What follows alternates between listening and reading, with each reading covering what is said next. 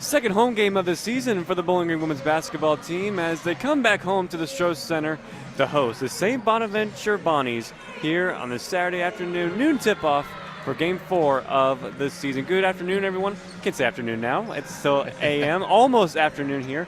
But welcome inside the broadcast. I'm Luke Kleinmeyer, joined alongside Caden Knapp. Happy to be alongside with you for this one, Caden. We should have a good one here. Yes, and for the Falcons, it's great for them to be home after that two-game skid. Velasco said it after the Cleveland State game. Good to be back in front of their home fans. Absolutely, and for Bowling Green, let's recap a little bit. A couple back-to-back road losses against Horizon League teams, Detroit Mercy and Cleveland State. Looking to get back to 500 before they hit another couple of tough road opponents, West Virginia and Ohio State as well, who are both pretty good, I would say, a little bit, and one nationally ranked as well. So, Caden, for St. Bonaventure, give us the rundown of this team so far. So this team, they played 2 games so far. They won against Binghamton by a lot, and then they lost to Youngstown State last time out. They're led by Danny Haskell. She's like their star player, leads the team in points per game at 18. And right behind her is Middleton, Isabella Middleton, averaging 17 points per game. This team, they do play a little low-scoring ball. In the first half, they scored a total of 66 points, and then the second half, 68. Bowling Green scored over 100 in both those halves, so we'll see what game plan they come out with, but they're going to probably try and keep it low-scoring to stay in it. Yeah, definitely the thing that popped out to me as well was how good they are defensively, only averaging 60.5 points per game, giving up opponents. Only 2 games played, like you mentioned, Binghamton, not the strongest opponent as well to play against, so definitely a little bit skewed a little bit in their numbers as well.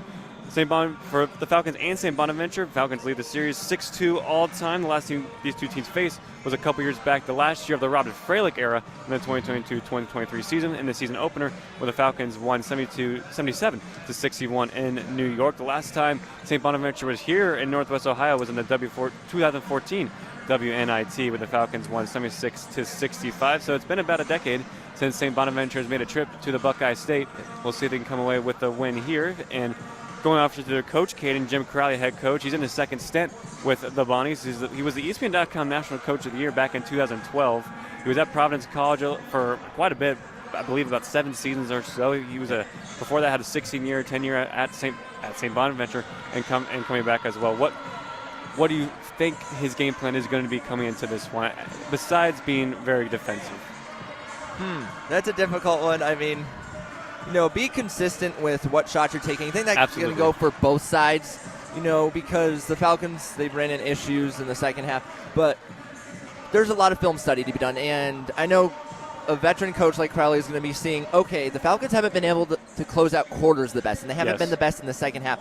So you got to take advantage of that time frame and, like Detroit Mercy and Cleveland State, go on runs and make it so the Falcons cannot come back. Yeah, absolutely, for sure.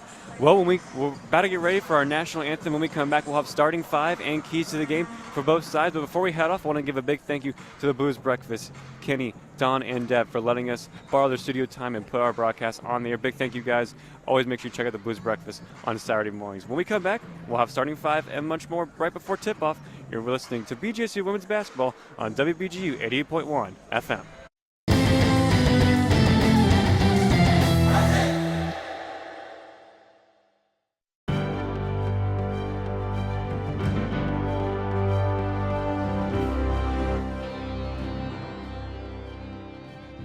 On September 13th, BGSU men's soccer's Bennett Painter scored the game-winning goal against Northern Illinois, leading to the team getting nationally ranked. Falcon Media Sports Network's Lucas Kleinmeyer had the call on the WBGU PBS YouTube channel.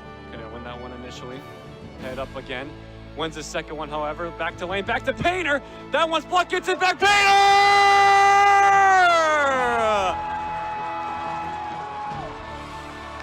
Painter paints another masterclass at Cochran Stadium. This has been a Falcon Media Sports Network featured call.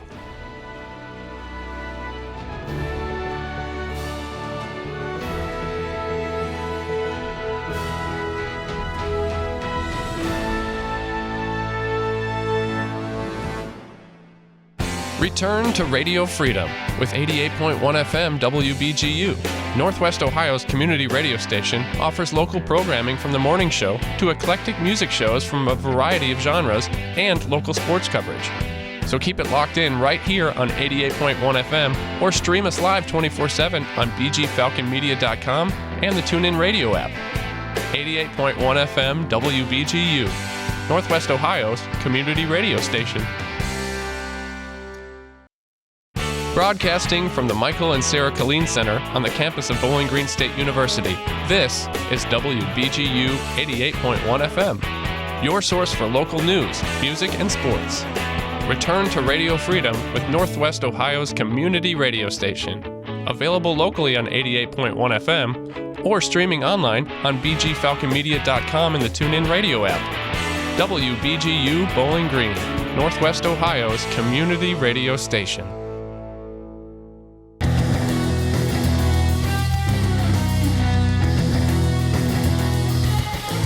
Miss a BGSU sports broadcast? Head over to the BG Falcon Media YouTube channel to listen to past calls by Falcon Media Sports Network.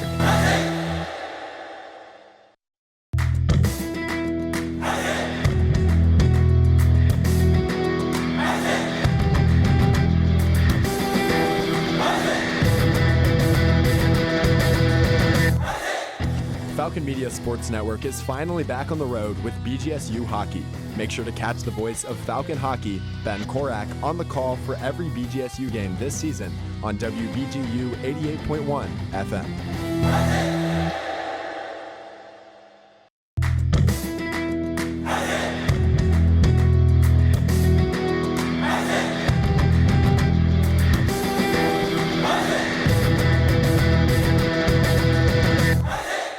Looking for a BG Athletics discussion show? Check out The Swoop, where a rotating cast of Falcon Media Sports Network co-hosts talk everything BGSU athletics. New episodes are available every Thursday at 6 p.m. on the BG Falcon Media YouTube channel.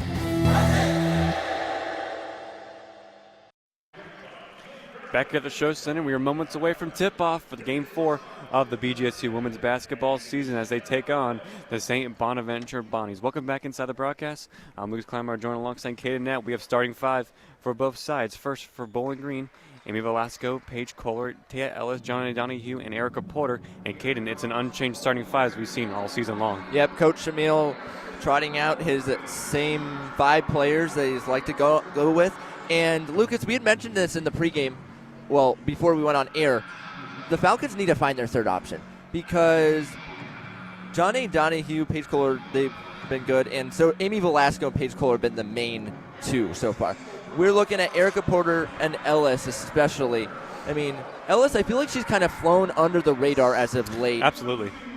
I mean, has double-digit points in all three matchups. She was one rebound away from getting a double-double in her first two matchups. Finally got that feat last time out against Cleveland State, and I feel like she's underappreciated, but she's really been great, and I want to see her take that next step up to, kind of complement Kohler and Velasco even more. Yeah, and I think so far what you've seen this season, Caden, is Amy Velasco and Paige Kohler have both been the floor generals for Bowling Green, which is what we see, obviously, both playing the guard positions, point guard positions. But like you mentioned, that third option is something that Shamil and the Falcons haven't found yet this season. And it's more so because the Erica Porter hasn't been playing up to what we know she can so far this season. She's only had single-digit points twice, and she fouled out first game of the season as well. She had a good performance against Detroit Mercy, but still resulted in a loss, that one as well. You do mention Tia Ellis there. Ellis is a player that I believe also as well has thrown underneath the radar and hasn't gotten a lot of credit as she should have coming off a double-double as well. But I think more so she's more your defensive player, too, along with Donahue as well. She's more of your rebounder. She can get points. Like, she can get double-digit points. As you saw, she gets the 10, that 10, 12 to 14-point mark. That's something that she's fully capable of. But you're more looking for Ellis to be more your rebounder and set your tone defensively. So I think personally for me, Erica Porter needs to be their third option. Someone's going to step up. We know she can do it. She did it all last season. Well, she had a record-breaking season last year in her first season in the Orange and Brown. I think she can do it for sure, and she needs to step up. For the starting five for St. Bonaventure, for our visiting team. Starting out, we have Mackenzie Patinelli, Isabella Middleton, Danny Haskell, as you mentioned, Peyton Fields as a player to watch as well, and Zoe Shaw. Starting five for head coach Jim Crowley. Kaden, what stands out to you there? Outside of Haskell, I'm interested at the fact that Peyton Fields is on the starting five, but Gabby Robinson Ford has gotten more minutes than her this year. Kind of that sixth player, coming off the bench, and interested to see how the rotation plays out this game. Absolutely. A couple of key players, Peyton Fields for sure, Danny Haskell, like you mentioned, as we mentioned, leads the team, right now fifth-year guard from Franklinville, New York. For Bowling Green, so far this season, they've outscored opponents 62 to 43 total in points in the first quarter, and there's been a massive drop-off in the second half, being outscored in the third and fourth quarter. Can they finish off this game is going to be the difference. And they need it, too. They absolutely those two do. games against ranked opponents. Yep. West Virginia, Ohio State coming up. Got to get this one in front of your home fans and get back to 500.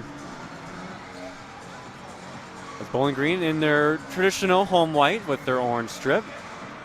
St. Bonaventure in the, I would say brown with some black and white strips around as well. Bonnie's looking for their second win of the season. Same with Bowling Green. Falcons have played one more match than the Bonnies.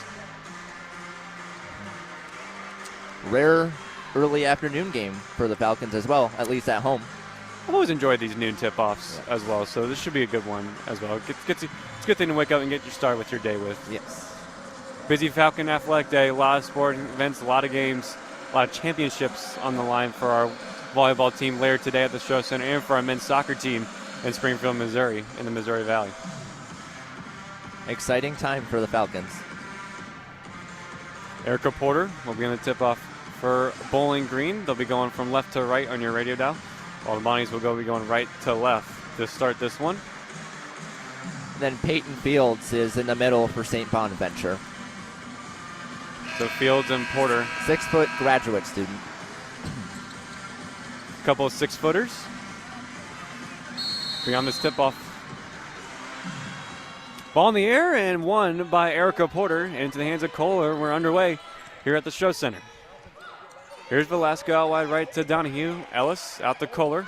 Velasco moving inside the paint out to the right corner. Donahue drives inside, out wide now to Velasco. Velasco moves inside, puts up a tough shot. Amy Velasco knocks the one down. So the first points of the game belong to Amy Velasco and the Falcons. Amy Velasco picking up where she left off. I love the ball movement, that possession by the Falcons as well.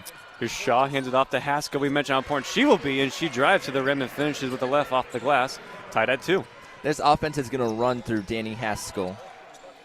Here's Velasco out to Donahue in the left corner, inside to Porter. Porter works inside into the post. Erica Porter there, nice moves, and finishes with the right and gets that one to fall. We got some good quality basketball through these first 3 possessions. 4-2 Bowling Green, 9:09 left to play here in the first. Here's Shaw. Shaw out to Petinelli.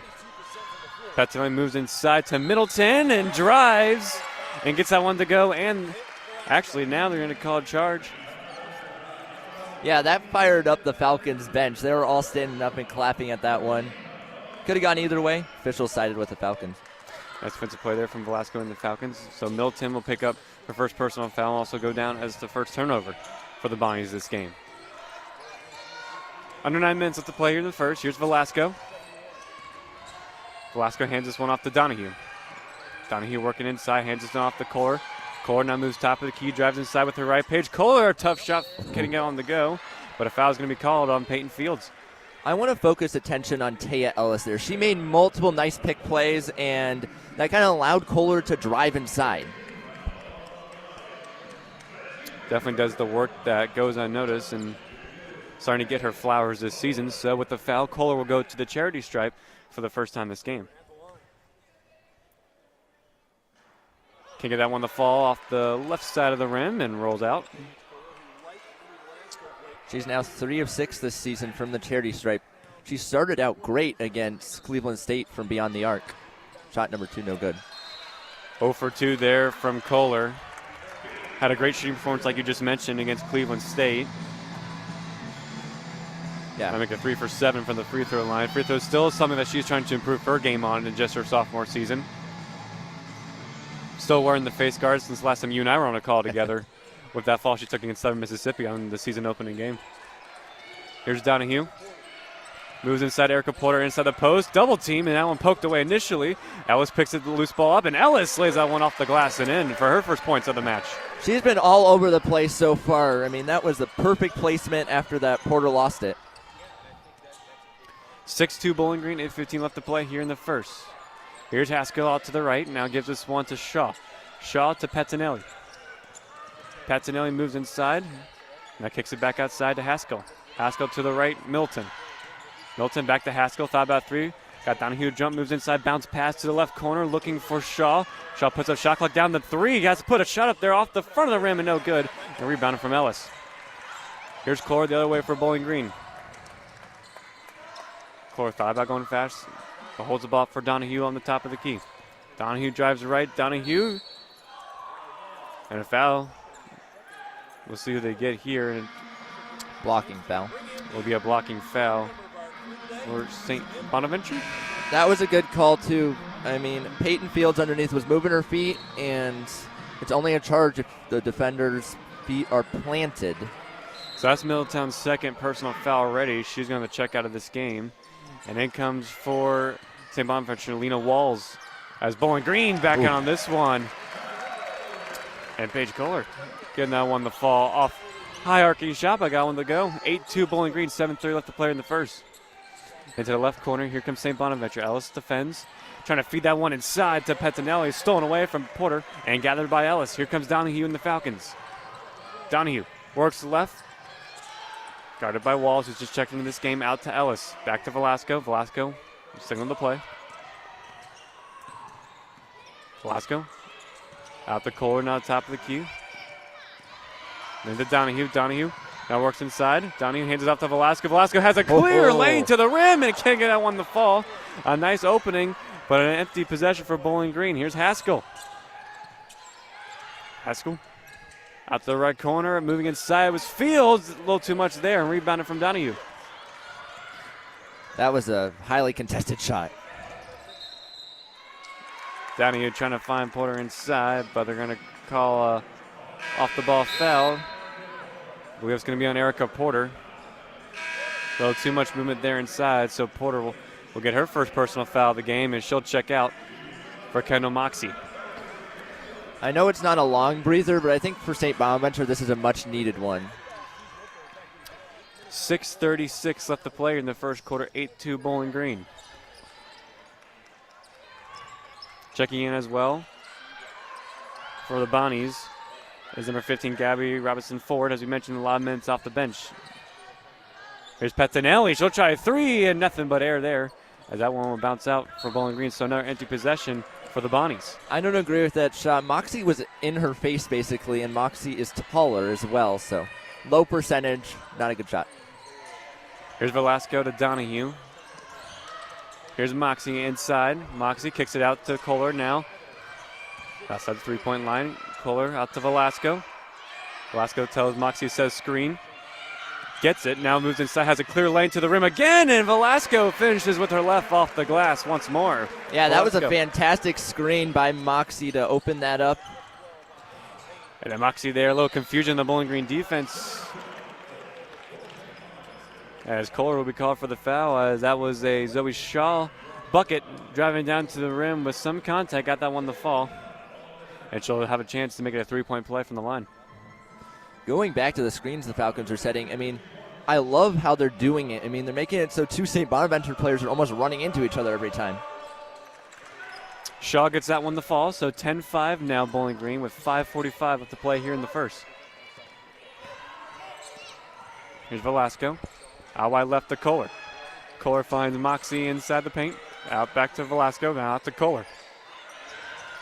Kohler gets one back to Velasco and into Moxie. Moxie finds Donahue open in the corner, thought about a three. Now hands this one back to Moxie on the baseline. Moxie, high arcing attempt, but gets that one to fall for her first points of the game. In the early goings of this, I'm liking how patient the Falcons are. 12-5 Bowling Green, 5:15 left to play here. A three-pointer attempt on the way from Haskell. And the first three of the game made from either team goes to St. Bonaventure and Danny Haskell. Knocking that one down, 12-8 now Bowling Green. A timeout on the floor. And you know what that means, Caden?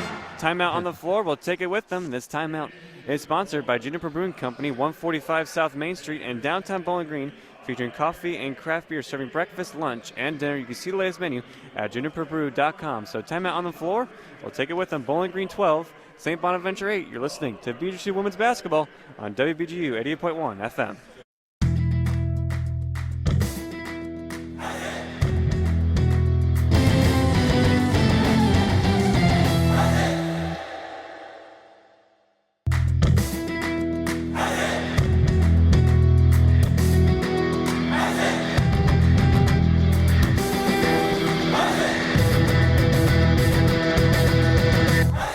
BGSU men's and women's cross-country teams head to Norton, Ohio for the NCAA Great Lakes Regional on Friday, November 15th. Falcon Media Sports Network will have a recap of the event on bgfalconmedia.com.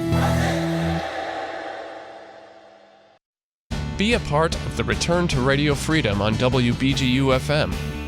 Our non-commercial programming efforts rely on the support of our local community. WBGU offers sponsorship opportunities in the form of underwriting. Underwriting is an effective method of gaining exposure for your business in Northwest Ohio and helps us continue producing local content. For more information regarding underwriting sponsorship at WBGU, visit bgfalconmedia.com. Back here at the Stroh Center with 5:12 left to play in the first quarter. It's been a good start to this contest. Bowling Green 12, St. Bonaventure 8, a 4-point lead for the Orange and Brown. Beginning in this one, welcome back inside the broadcast. I'm Lucas Clymar, joined alongside Caden Knapp. And before we get back into the action, we'll once again serve a big thank you to the Blues Breakfast, Kenny, Don, and Deb for providing us their time here. This is usually when the Blues Breakfast shows is airing on Saturdays at WBGU, but I want to give a big thank you and a big shout out to them for letting us use their time to put on our broadcast for our women's basketball team. So big thank you to those guys as well. Caden, what have you made so far in this one? Well, the Falcons, they started out really well. They went on a 6-0 stretch to kind of extend their little lead. And then that Haskell shot there from beyond the arc that went through was very big for them, I think. And that was a smart timeout to use by St. Bonaventure. Now, with Haskell, she is very smart with her shot selection. She is 500% from the floor this year at now 13 of 26. For Bowling Green, shooting 6 from 7 from the floor. Haven't attempted a three-pointer yet this game. We'll see if that changes. Back underway here, now midway through the first quarter. Velasco gets an open lane. Now how about a three on the way from Paige Kohler? That one no good. Commentator's curse right there. Ellis gets their own rebound, puts a shot there, no good. Rebound from Moxie, and Moxie gets that one to fall. So first you don't succeed, or second, try again. I think that whole possession just explains to you why height in basketball is so important. Absolutely, especially underneath the rim as well. Here comes St. Bonaventure the other way. Haskell has that one poked away from Ellis initially, still gets it back. Here's Shaw. Shaw moves inside, now kicks this one out to Walls. Walls moves inside, a lot of contact underneath the rim. She'll get fouled. We'll see who they tag. They'll get Donahue on this one. Notice how Walls kind of went to the hoop there. She kept the basketball a little lower, kind of trying to get the Falcons, swat at it, and it paid off. For first one on the ways for Walls is good. Freshman guard from Erie, Pennsylvania. She didn't play against Binghamton, so second game for her. So 14-9 now with that first free throw make. Chance to get them up to double digits. Has a little assist there from the rim off the front and the backboard. Gets that one on the roll. And 14-10 now Bowling Green with 4:30 left to play here in the first. Here's Velasco. Kohler finds Moxie inside. Moxie back out to Kohler. Wants a screen set from Moxie. Now gets it. Kohler. Ellis hands this one to Velasco.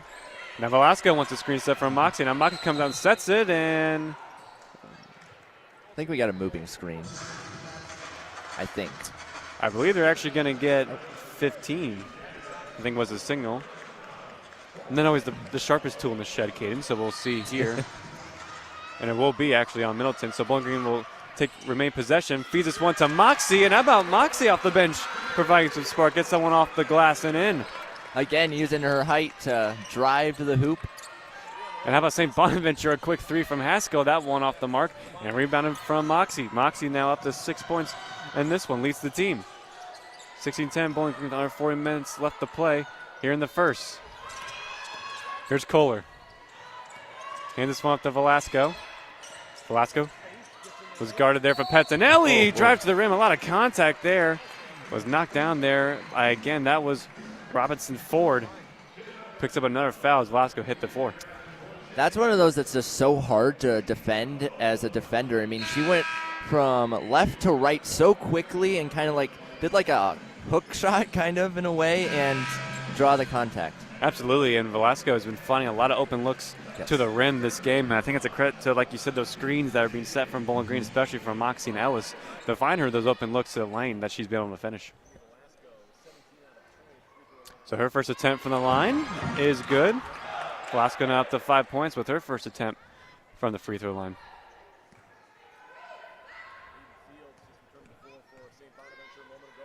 Velasco's second attempt. Gets a little assist there from the front of the rim, but rolls in.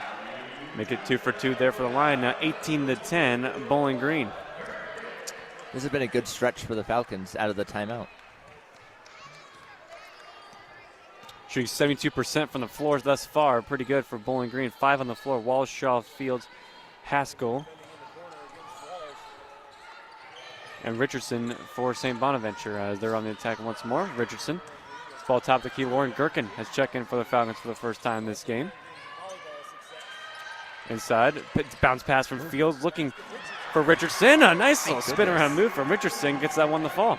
Holy moly. What a move and what a pass, too, through all that traffic. So Velasco, Donahue, Ellis, Kohler, and Gherkin. 5 on the floor for Bowling Green. Here's Ellis inside. Ellis drives to the baseline with her left, but finishes with her right. And gets that one to go. 20-12. Now Bowling Green lead back up to 8. Good move there by Ellis, and the Falcons are just bullying St. Bonaventure underneath right now. Absolutely. 2:46 left to play here in the first. A 3 on the way from Fields is no good, but rebounded there from St. Bonaventure. That was Walls. That shot was no good, and Falcons come away with it. Here's Velasco. Kohler. Thought about 3. Now Gherkin open here left field for a 3. And how about Lauren Gherkin knocking that one down? You cannot leave her wide open. She's too good of a shooter, and all the momentum is with the Falcons right now. They're in a 9-2 run in the last 2 minutes. Here's Shaw. Shaw moves inside there. That's a tough shot from Haskell. That 3 on the way, no good, but another 3 on the way for St. Bonaventure from Richardson is good. Now with that, I think they're going to review it later when we have a break and say that was a 2 because her foot was very clearly on the line. We'll see anyway. Right now, made 23-15, Bowling Green. Velasco. Velasco, Donahue, out to the right corner, Kohler, back to Donahue. Donahue, screen set from Gherkin. Donahue still looking for an option, now finds it to Velasco. Velasco, all the way to the left corner is Kohler for a hierarchy 3. Paige Kohler knocks it down. How about that? We're just getting a 3 barrage from both teams at the moment. My goodness. So make it now 26-15, Bowling Green, an 11-point lead for the Orange and Brown. Here's Shaw, now moves inside. Shaw, that one no good. And rebounded from Ellis. Down to 1:15 left in the first. There's Velasco. Velasco finds Velasco inside, and that shot there no good. And rebounded there from Walls. Back and forth first quarter here at the end of this one. Here come the Bonnies, a 3-pointer on the way from Richardson. That one no good again. And rebound from Ellis. A lot of threes to end this first quarter after Bowling Green didn't even attempt one until midway through the first. St. Bonaventure's now one of their last 6 from the floor. Down to 45 seconds left here in the first with 15 on the shot clock. Donahue. Out to the right wing, Gherkin. Gherkin finds Ellis. Now back to Gherkin. Gherkin going to try a three. How about Lauren Gherkin connecting again? She up to 6 points now. Wow. 29-15, Orange and Brown with 25 left to play in the first. Shot clock is off. Both her threes also have come up big times. How about the freshman from Findlay, Ohio, knocking down a couple of big threes for Bowling Green. Shot clock is off. Down to 10. St. Bonaventure will take this last shot of the first quarter. Here's Fields. Has one poked away from Donahue, and she covers up the ball. We'll see if the ball went out of bounds, and it did, as Donahue goes down some contact. It'll be St. Bonaventure ball, much to the dismay of Fred Shamil. As Kulashkovska will come in for Bowling Green for the first time this game, and Erica Porter will come out for Paige Kohler and Taya Ellis.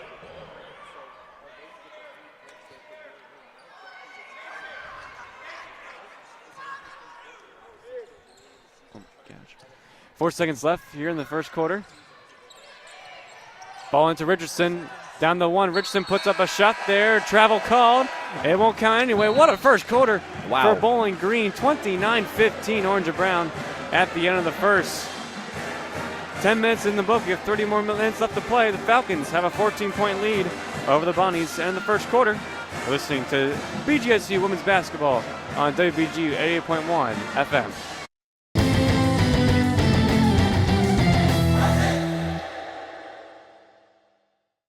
WBGU 88.1 FM is Northwest Ohio's community radio station.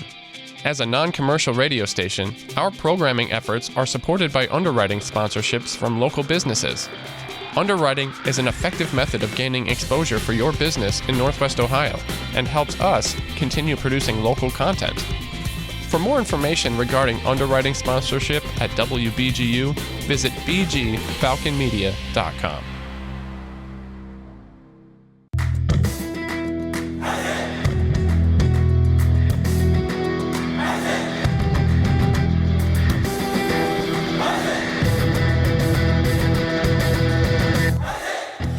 BGSU Women's Basketball welcomes St. Bonaventure on Saturday, November 16th. Join Falcon Media Sports Network's Lucas Kleinmeyer and Kaden Knapp at 11:45 for pregame and noon tip-off on WBGU 88.1 FM.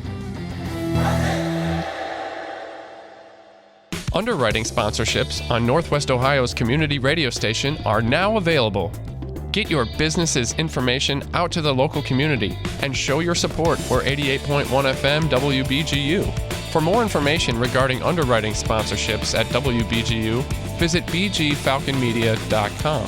Thanks for your continued support of everything we do here at WBGU 88.1 FM, Northwest Ohio's community radio station. And in the first quarter here at the Stroh Center, Bowling Green 29, St. Bonaventure 15, a 14-point lead for head coach Fred Shamil and the Falcons. Welcome back inside the broadcast. Lucas Kleinmeyer joined alongside Kaden Knapp. Kaden, what you make of those first 10 minutes? It was a very good 10 minutes for the Falcons, and I mean, they just, like we kind of had mentioned, they have had their way inside the paint, and they've been able to just make big shots and get putbacks. Now, let's see how they follow up this quarter and if they can build off that lead, because they've been outscored 56-42 in the second quarter this season. Yep. First quarter's been good, but if you look at all the other three, they've been outscored for this season. I think a big thing, Caden, has been the shooting. 75% for Bowling Green, just 35% for St. Bonaventure. Yeah, and it just all comes down to shot selection and passing the ball around and finding those open lanes. St. Bonaventure's forced up some not high percentage threes. We have Velasco, Donahue, Christina Kolachkovska, and Gherkin on the floor to start the second quarter for Bowling Green. A double dribble here for Andrew for St. Bonaventure, and it will be Bowling Green ball. There was a lot of confusion there as well. I mean, another whistle. Another whistle called, and this time it's going to be an offensive foul on Bowling Green. We have Kulashkovska this time, the Orange and Brown.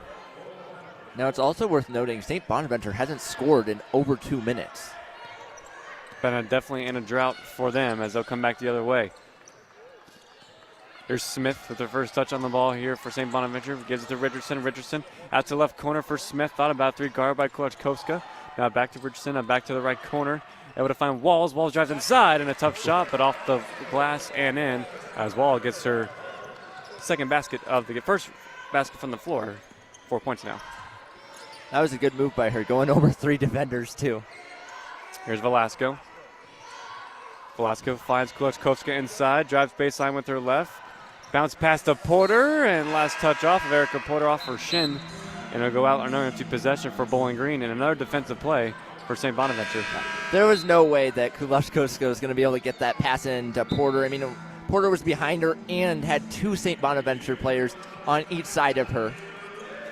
Kulachkowska will come out. Layla Harrison will check back in for the first time in this game for Bowling Green. Here's Smith. Fields into left corner Richardson. She's had a lot of success from 3 points so far this game. Flying inside Peyton Field, driving inside. Porter, good defensive play there. Rebound from Gherkin. Velasco. Drives inside Velasco with her left one. Another tough shot from Amy Velasco, and she finishes. Yeah, look at the angle, though, of when she released that ball. I mean, she made sure to get around the defender. Velasco up to 8 points, 31-17 Bowling Green, 8:27 left to play here in the second quarter. Here's Fields, out left corner. Now here's Richardson again. Richardson works on Gherkin. Richardson out to Fields. Fields all the way out right to Smith. Finds Walls, shot clock down to 5. Walls down the 3, guards inside Velasco. Mid-range shot there off the front of the rim. Bounces out, and defensive rebound from Harrison. Here's Donahue back the other way for Bowling Green. Donahue, Gherkin, Velasco. Thought about 3, drove inside, and travel's going to be called on Amy Velasco. Well, at least the Falcons get their substitutions. A little bit of silver lining to the travel. Just a little bit. Yeah. Ellis and Kohler had just been sitting over there for quite some time. So Velasco actually checked out for the first time in 2 games. She played all of Cleveland State and has played all of today. She'll check out. So will Lauren Gherkin. So incoming is Kohler and Ellis. Comes St. Bonaventure once more. Here's Shaw. Guarded by Ellis. Out to Fields. Fields. Out to the right. Walls a 3. That one's way off the mark and right into the hands of Donahue. Empty basket once again for the Bonnies. Donahue drives inside. Donahue with her left one. Tough finisher. Can't get it to go. Porter, a lot of contact. That shot no good. No foul called. A lot of contact underneath the rim. Yeah. No whistle blown. I was very surprised at that one. Here's Shaw for the Bonnies. 7:15 left here to play in the second quarter. 31-17 Bowling Green. Inside is Smith, a mid-range shot there, and she gets that one to fall. Notice how she was fading away, too. I mean, she had a defender in her face with a hand up and had the nice arch there. There's Kohler out to Donahue. Porter all the way out near to the left corner. Kohler, thought about 3, now gives it back to Porter. Porter inside works. Porter now kicks it back up to Kohler. Kohler, a 3-pointer on the way. Paige Kohler, and that one is just off the mark. Look good from this angle. But another empty possession once again for Bowling Green. Smith out to left corner. Walls again, and Walls pulls that one up for the mid-range there with her left and finishes. Lead cut down to 10 for Bowling Green. 31-21 with 6:28 left to play here in the second.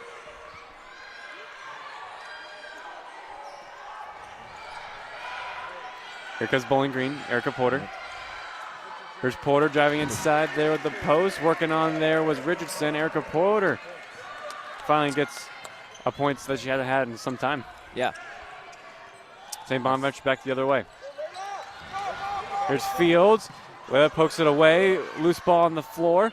It's picked up from Walls. And St. Bonaventure comes up with it. Finds inside the Fields into the left corner. 3-pointer on the way from St. Bonaventure. No good. Yeah, they're now 1 of their last 6 from beyond the arc. Ellis driving to the rim, kind of put that ball inside her right and took 1 step too many with the travel there. Emily Cecil checking into this game for the first time for Bowling Green and for Erica Porter. Did it play against Cleveland State. Cecil back into this one.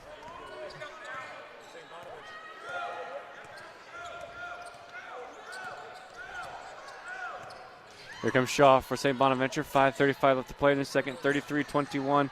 Bowling Green, a three-pointer on the way from Haskell. That one is no good. And hold back in for the Falcons and Paige Kohler. Here comes Kohler and the Falcons on fast break. Kohler's got a wide-open lane to the rim and finishes with the left. She just used her speed there and froze the defenders. Winter left there, comfortable finish with either one. Into the left corner, here's Fields. Out to Shaw. Shaw, a step back three there. That one ricocheted in and out. So another three-pointer that goes begging for St. Bonaventure. They're now 2 for 11. You know the message from coaches to me, stop taking those threes. I believe that's a third consecutive possession they've missed a three. It's actually 2 for 11 now from 3 for St. Bonaventure. Donahue drives inside. That one just bounces in and out. Moxie, who's checked in this game, can't hold in the rebound. Here's Smith. And this one out to Pettinelli. Pettinelli back to Smith. Into the left corner, a three-pointer on the way from Fields, and that one is no good. And rebounded from Bowling Green. Notice how Ellis is almost getting all these rebounds. And Kohler there slips a little bit on the floor. And St. Bonaventure will have the ball and she comes back. Ellis is up to 7 rebounds already in this game. So we've now reached immediate timeout here, which means this timeout is sponsored by Juniper Brewing Company. You can find the latest menu at juniperbrew.com. Immediate timeout on the floor. We'll take it with them. Bowling Green 35, St. Bonaventure 21 with 4:27 left to go here in the second quarter. You're listening to BGSU Women's Basketball on WBGU.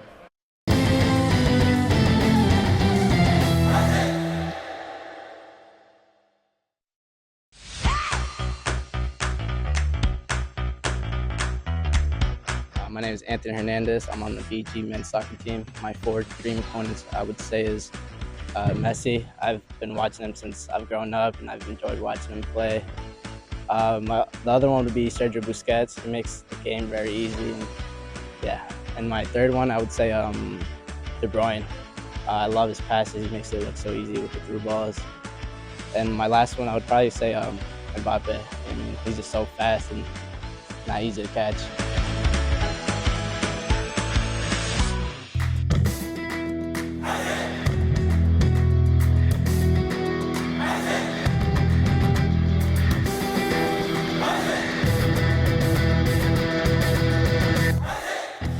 BGSU graduate Jason Jackson from the Miami Heat here. Make sure to tune into the Zig Zone every Sunday at 4 p.m. on WBGU 88.1 FM, home of the Falcon Media Sports Network. Back here at the Show Center, here with 4:27 left to play here in the second quarter. 35-21 Bowling Green's a 14-point lead for the Orange and Brown. Lucas Kleinmeyer joined alongside Caden Knapp. How about those three-pointers? Oh, my goodness. We were talking about during break. St. Bonaventure's won of their last 9. They've missed 4 consecutive ones on 4 consecutive possessions. And it's a big reason why the Falcons have been able to extend this lead. And, I mean, the Falcons complete opposite. They're 3 of their last 4 from beyond the arc. And like I kind of mentioned before, you know that Coach Crowley is probably saying, stop taking the 3. You're forcing up these shots. And, I mean, Ellis has been there almost every time just in the paint. 7 rebounds right already for Taya Ellis. Was not even half of the game left to be played. We have over half still left to go. She had a double-double last game, 4 points. She's on track for potentially another double-double. Amy Velasco leads the Falcons with 8 points and 3 assists. Kohler has 7 with 1 assist as well. You have Moxie and Gherkin, who off the bench have 6 points each. Both of them have had good spells for Bowling Green. Moxie on the floor for Bowling Green along with Kohler, Velasco, Cecil, and Ellis. Also, notice how Coach Jamil is kind of mixing it up a little. Donahue now has 16 minutes. She's played all 16 minutes. And then Kohler and Velasco have gotten breaks. Yep. Smith will get this one back underway for St. Bonaventure. Smith moves inside. Smith, that one, no good. And rebounded again from Ellis. Up to 8 rebounds now. Here's Velasco. To Moxie inside. Emily Cecil out wide left to Kohler. Kohler back to Cecil. Cecil to Velasco. Velasco has a screen set from Moxie. Moxie, Velasco has an open look. Now Velasco there, tough drive to the rim, and has someone roll around the rim and fall. Kohler's now up to 10 points. It's almost like everything went slow motion there when it's just rolling slowly around the rim. Velasco up to 10 points rather, excuse me. 37-21 Bowling Green. 16-point lead now for the Falcons. 3:35 to play in the second. St. Bonaventure comes back the other way. Pettinelli, top of the key to Fields. Fields drives inside, guarded by Ellis. That one is good defensive play from Ellis. And Velasco and the Falcons come back the other way. Here's Velasco once more. Kohler to the right wing. Kohler finds Cecil. Cecil has a screen set from Ellis. Hands this one off to Velasco. Another screen set from Ellis. Velasco moves inside. Now Velasco, backdoor pass to Kohler, and she can't finish on that one.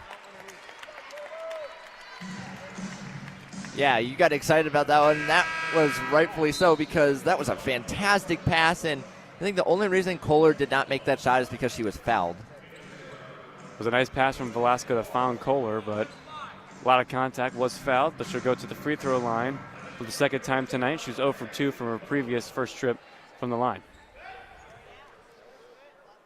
So here's her first attempt, and she's good there. Make it 38-21 now, Bowling Green.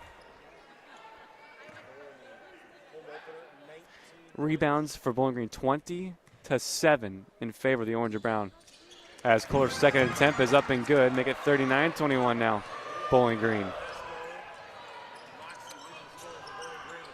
And a three-pointer attempt on the way from St. Bonaventure. That one was from Shaw. That one no good. Rebounded from the Bonnies, and they give that one back to Haskell, who has an open lane to the rim, and he gets that one in the fall. 39-23 now, Bowling Green.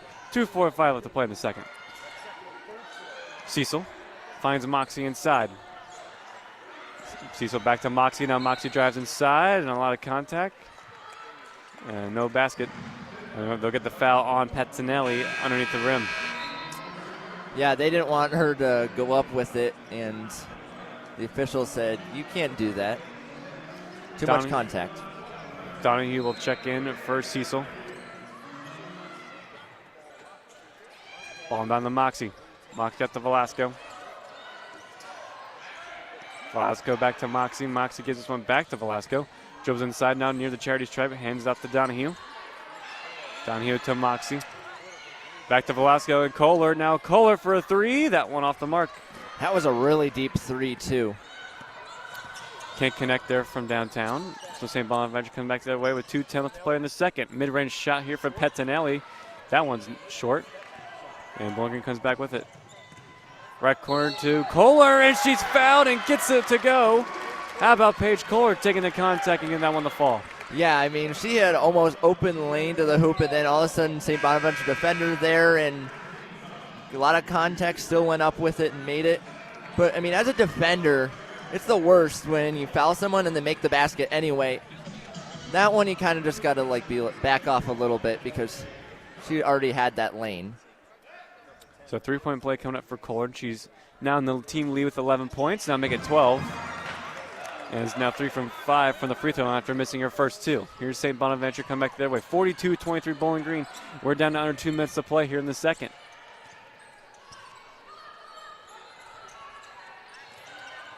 Hands one off to the right. Smith works baseline to Velasco. A lot of contact, and they'll get Velasco here on this one.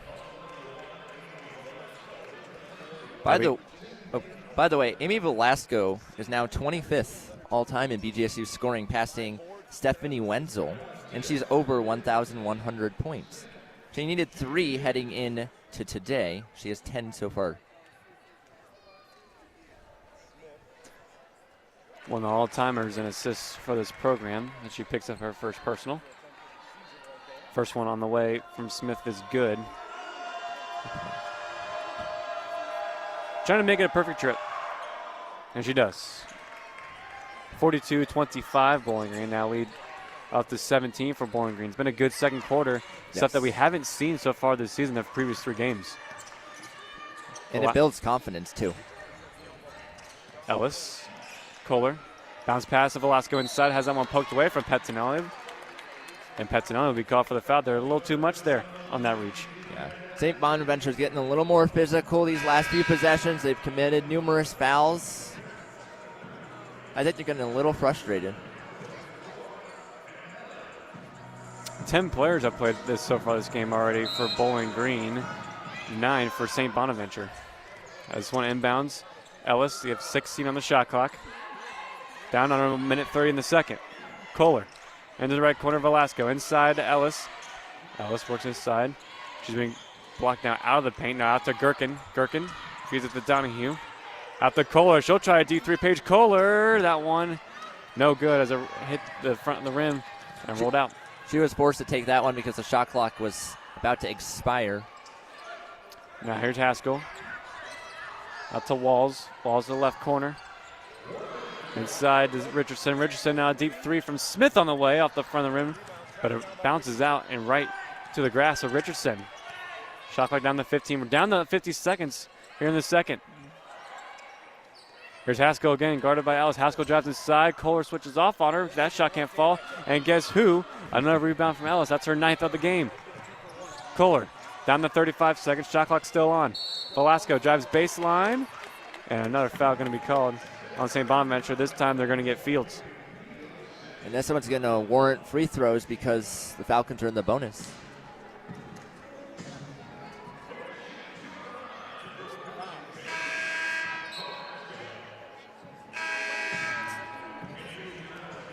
So Velasco, 10 points, already in double digits, 2 for 2 from the free throw line, 3 assists. Make it now 11. First one's good now, 43-25, Bowling Green with 35 seconds left to play.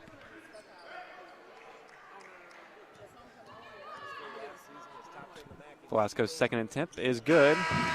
This one will go out. Cecil will come into this one for Velasco. So you have Cecil. You have Layla Harrison's checked in as well for Kohler. Harrison, Cecil, Ellis, Donahue, and Gherkin to close out this half. Got a lot of freshmen, a couple of sophomores, a lot of underage players for Bowling Green. Shot clock down to 16 with 20 seconds left to play. Here comes St. Bonaventure. Cecil guarding Smith near the logo. Smith hands this one off to Haskell. Haskell drives inside. Haskell now kicks to the left corner. 3 on the way from Bonaventure is over the top. And too much there on Walls. They'll go out for Bowling Green. Wow, this has just been a terrible quarter for St. Bonaventure. And it's been because of all the threes they've taken and missed. The Falcons are, having one player in Ellis stand in the paint and then the rest guard up.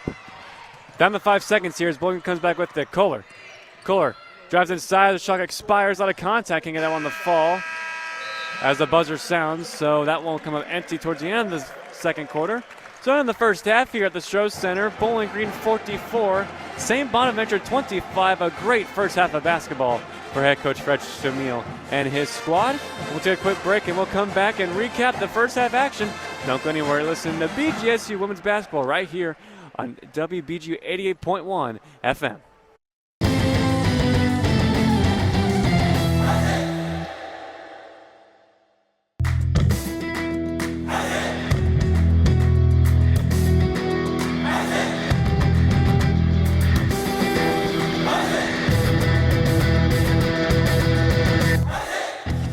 BGSU women's basketball travels on the country roads to face off against West Virginia on Tuesday, November 19th. Join Falcon Media Sports Network's Lucas Kleinmeyer and Caden Knapp at 7 p.m. for tip-off on WBGU 88.1 FM.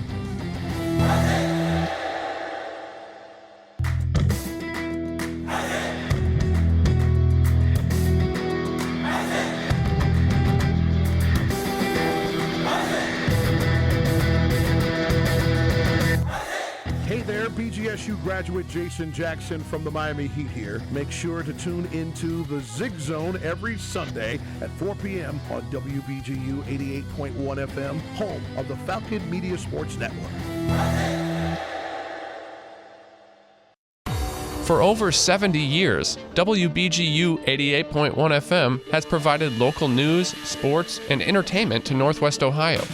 As a non-commercial radio station, WBGU relies on the generous contributions of local businesses in the form of underwriting.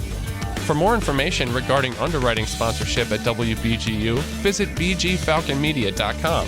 Thanks for your continued support of everything we do here at WBGU 88.1 FM.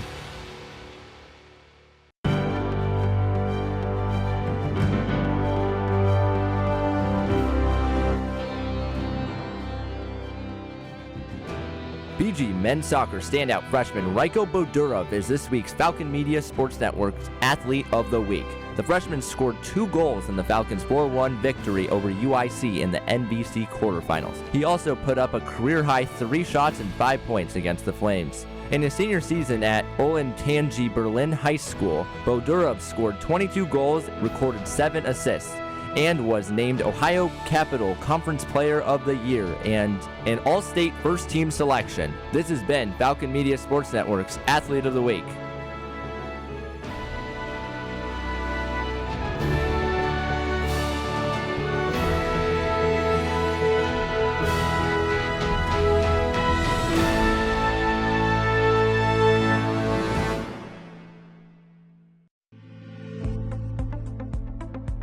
Hi, my name's Emma Stransky. I'm a winger for BGSU women's soccer.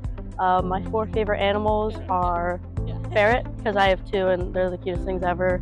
Falcon, because we're BG. Fox, because Chris Fox, our coach. And then a flamingo, because I think that they're pretty.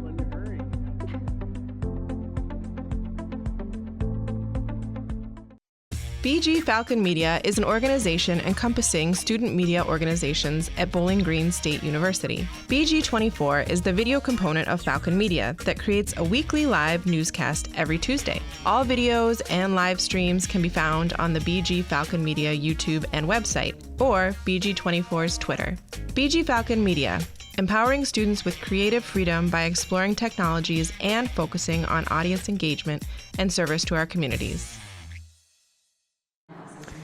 Back here at halftime here at the Stroh Center, Bowling Green 44, St. Bonaventure 25. A big lead for head coach Fred Shamil and his squad here heading in to halftime. Welcome back inside the broadcast. I'm Lucas Kleinmar, joined alongside Caden Knapp. First, before we get into our halftime report and recap the first 20 minutes of basketball, I want to give once again a big thank you to the Blues Breakfast, Kenny, Don, and Deb for giving us their time this morning, and also early afternoon for letting us put our broadcast on the air. We love and everything they do for BG Falcon Media, and we know our listeners love the Blues Breakfast every Saturday morning as well. So a big thank you to those 3 as always. So Caden, first half of basketball in the books for Bowling Green, a pretty good one, and I don't know if it's really lazy analyzing, but can you kind of just like chop this one up to that Bowling Green is shooting just a lot better than St. Bonaventure? Yeah, they've been so good in their shot selections. It's one of the things we were talking about off air, and I wrote down was like BG has to be consistent and carry what they do in the first half into the second half, into the first quarter, second quarter, and they did that or have done a good job at that so far. I mean, they really just were able to take over in that second quarter after already building a lead in the first. I mean, they're 60% from the floor. Compare that to St. Bonaventure, they're 28%. Yeah, those are the big things that stood out to me as well. And, I mean, you look at it, too, if you break it really down, 75% from Bowling Green. That's pretty good. Yeah. In the first quarter. You're going to win a lot of basketball games. But I think also, Caden, 9 for 32 from the floor from St. Bonaventure, but 2 for 13 from 3. That's just not going to get it done. Yeah, I mean, that second quarter was just terrible for St. Bonaventure. They took 7 threes, and they missed all of them. It was to the point where, Taya Ellis just stood there in the paint, and she grasped 8 defensive rebounds in total out of the team's 19. I mean, the Falcons were just at the one point, they're just standing around the arc defending, and then 4 of the players, and then just having Ellis there. And St. Bonaventure, it's just they're not driving. And when they did, they were heavily guarded. It did seem a lot in the first half. They did drive a lot to start the first part of the first quarter, and then when they were still down, they just started jacking up a bunch of threes. But a lot of those threes were highly contested, or they just weren't good looks. Which, I mean, that's not a strategy to come back. It's just hacking up and forcing up shots. You need to be thoughtful with what shots you're taking, hold your ground on defense, and I mean that's another thing with St. Bonaventure's. You could tell they're kind of getting flustered and frustrated on the defensive side. BG shot 9 free throws in the second quarter, 9 the total half, 5 in the second quarter, making all of them.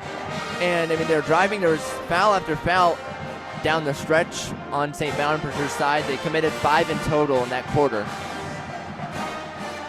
And for Bowling Green as well, you saw 10 different players see the floor. They led all but 30 seconds of the game. That was the first 30 seconds where it was tied. tied 2-2 in the first opening basket before they took the lead and never looked back. Another big thing that stood out to me as well in the first half was the points in the paint. Yes. 26-10 for Bowling Green. That was something they really struggled with against Cleveland State last game, was the battle down low. This time so far, they've outscored them inside in the paint by 16. Yeah, you could tell during the practices between this game and the Cleveland State game that Coach Shamil was really working on the paint game because, yes, the Falcons be good at threes, but you need to have that inside game, and they've done a great job at getting shots. Moxie, I believe, is 3 of 3 inside the paint. Taya Ellis is making some good shots down low. Velasco did a good job, and instead of launching up a 3, she drove, made good moves, and froze the defenders. Yeah, and you mentioned those screens that Bowling Green set in the opening minutes of the game, but also just mowing that whole first half. Found those open lanes for her, for those just easy baskets, or for her to use her speed to just get to the rim and finish with her right or left. For points, Velasco and Kohler lead the team both with 12. And you mentioned their Moxie and Gherkin, who did really well off the bench. They have 6, so Gherkin a couple of three-point attempts, but also Moxie just down low, finishing off. She did good as well. Erica Porter got the start, only 4 points so far. Has only played 7 minutes as well. Gherkin and Moxie have been soaking up some minutes there as well. We did mention Ellis and how well she's been on defensive rebounding. 9 total, 8 of those are defensive rebounds. She's 1 rebound away and also 6 points away from a back-to-back double-double. Yeah, and we said it in the pregame. Could she be that third player to Velasco and Kohler? And she has been so far, and she's really taken that next step up, it feels. She's been all over the place, like you said. I mean, almost every possession we've mentioned her name in one way or another.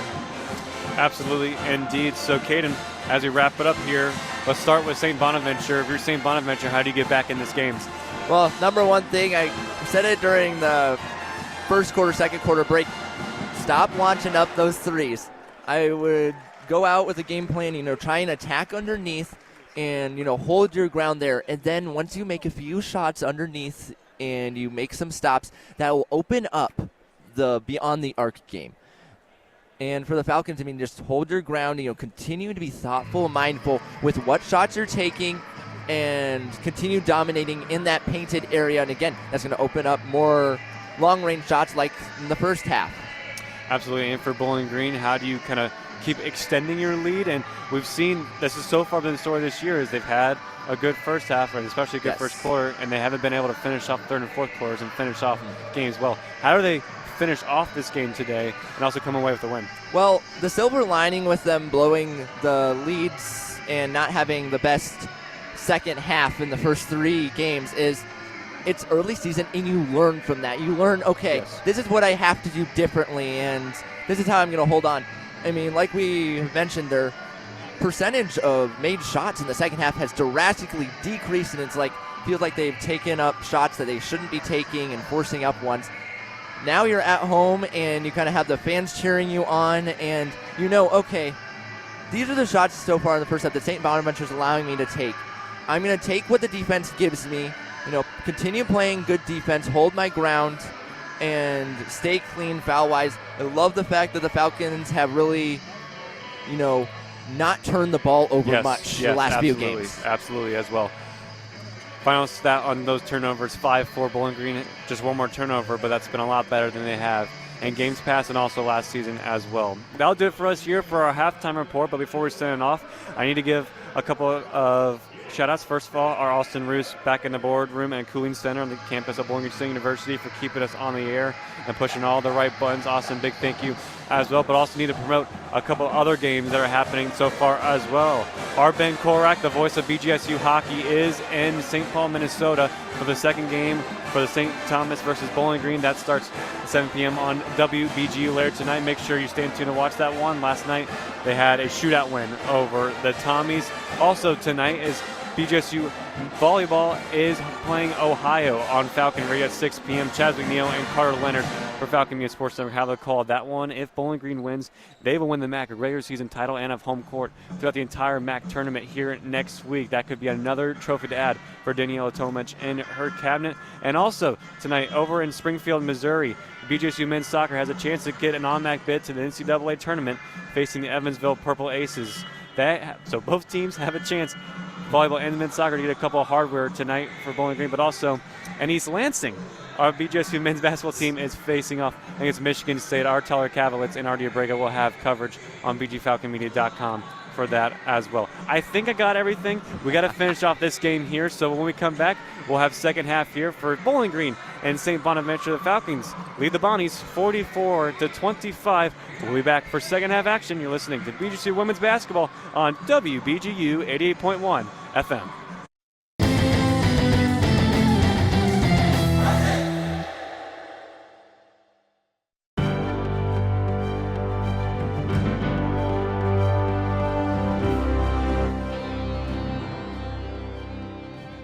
BGSU men's soccer capped off the regular season with 4 players earning end-of-the-season awards in the Missouri Valley Conference.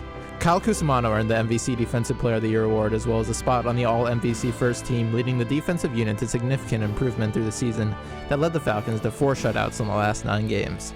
Forward Trace Terry earned his first spot on the All-MVC first team, while his goal-scoring partner Bennett Painter made the All-MVC second team, and they scored 11 and 12 regular season goals, respectively.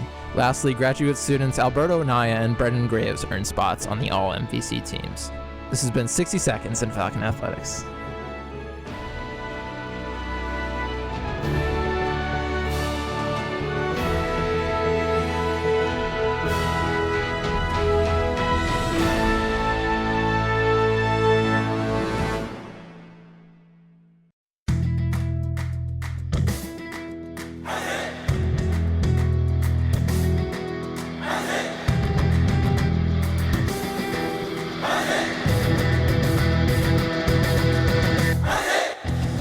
Hey, BGSU graduate Jason Jackson from the Miami Heat here. When I was a Falcon, there was BGRSO. Now it's Falcon Media Sports Network. Keep up with all BGSU sports news and action by following BG_FMSN on Twitter/X and check out BGFalconmedia.com. Hi, Ziggy.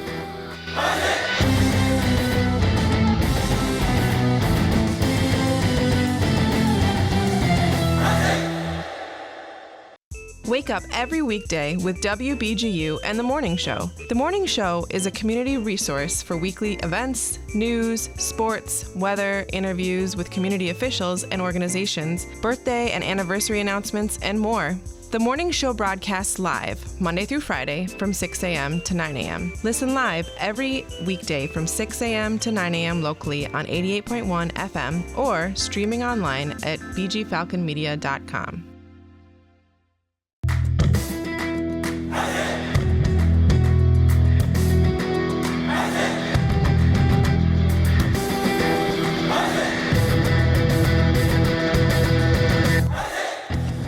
BGSU men's basketball heads to the Breslin Center to take on the Michigan State Spartans on Saturday, November 16th at 6 p.m. Falcon Media Sports Network will have a preview, recap, video highlights, and more content on bgfalconmedia.com.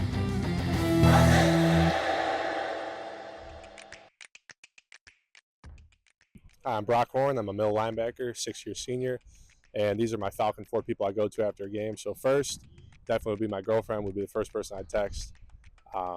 The second would be my parents, if they weren't at the game, which they probably were. Third would be my group chat with like my buddies from BG that have come and gone, so like Darren Andrews, Brent Spees, James Miller, all guys who played here. And then my fourth would be my group chat with all the boys back home. So go Falcons. Getting ready here for third quarter action here at the Stroh Center, Bowling Green women's basketball. And St. Bonaventure 44-25 BG. Back with you, Lucas Clymer, alongside Caden Knapp for this one. Bowling Green trying to get their second win of the season and trying to close out a game that they haven't done since the first game of the season against Southern Mississippi. Yep, and it's a big one for them too. Back underway here, third quarter action. Bowling Green inbounds as Ellis will find Donahue. Ellis, Donahue, Velasco, Porter, and Velasco. Same 5 on the floor that started this one. Same 5 on the floor that started for St. Bonaventure. Shaw, Fields, Haskell, Milton, and Pettinelli. Here's Donahue driving down to the baseline. Finds Ellis out to the higher arc. Ellis now drives inside there. The left one can't finish. Porter tried to get the rebound on the floor. Can't do so. Bowling Green's first possession comes up empty. Yeah, that was just a very low percentage shot. Taya Ellis was covered up underneath. Here comes Shaw.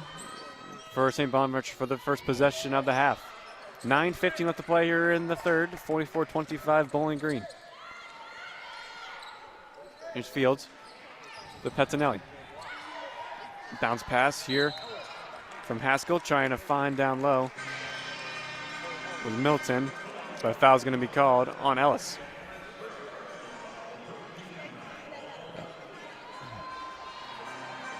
That'll be her first personal foul.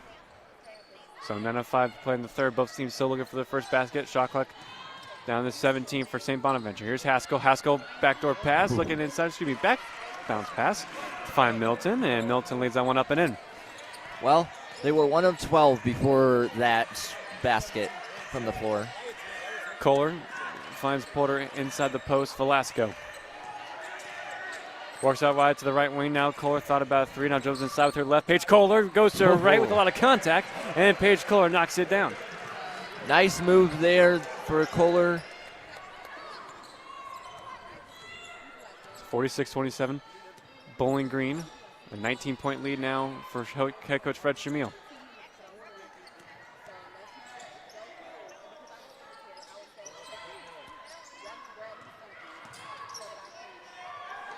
Here come the Bonnies. Bounce pass there from Pettinelli. Was looking for Milton inside, but it's going to be a foul on Bowling Green. And we'll see who they get. Didn't see who the officiating signaled.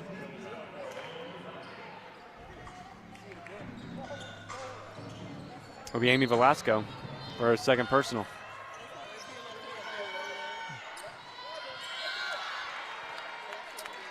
Poked out ball of bounds.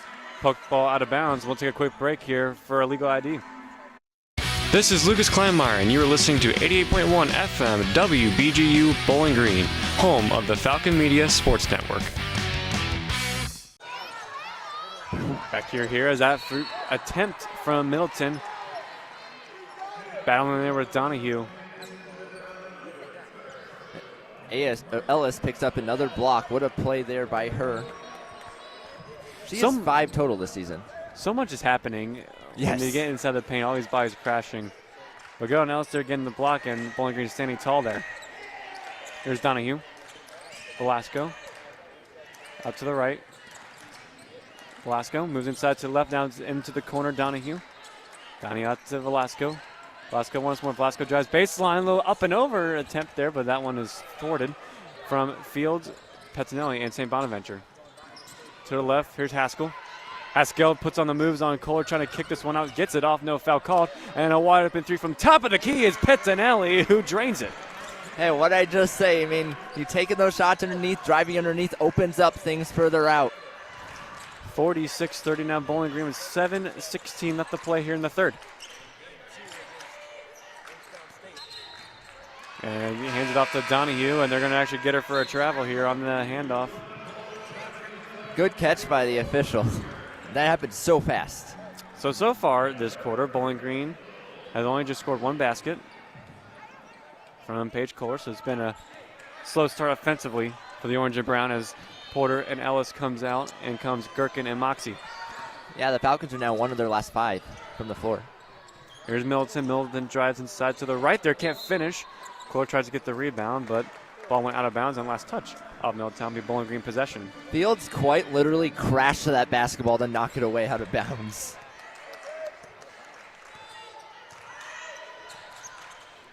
Here's Kohler inside to Moxie. And just went back off to Kohler. Donahue to Gherkin. Gherkin for a long three, and Lauren Gherkin knocks it down.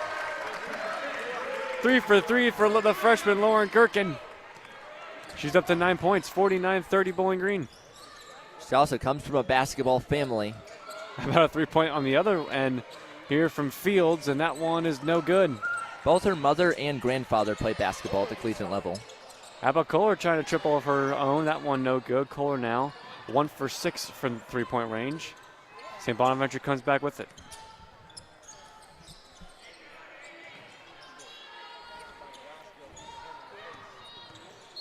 Here's Fields driving inside there.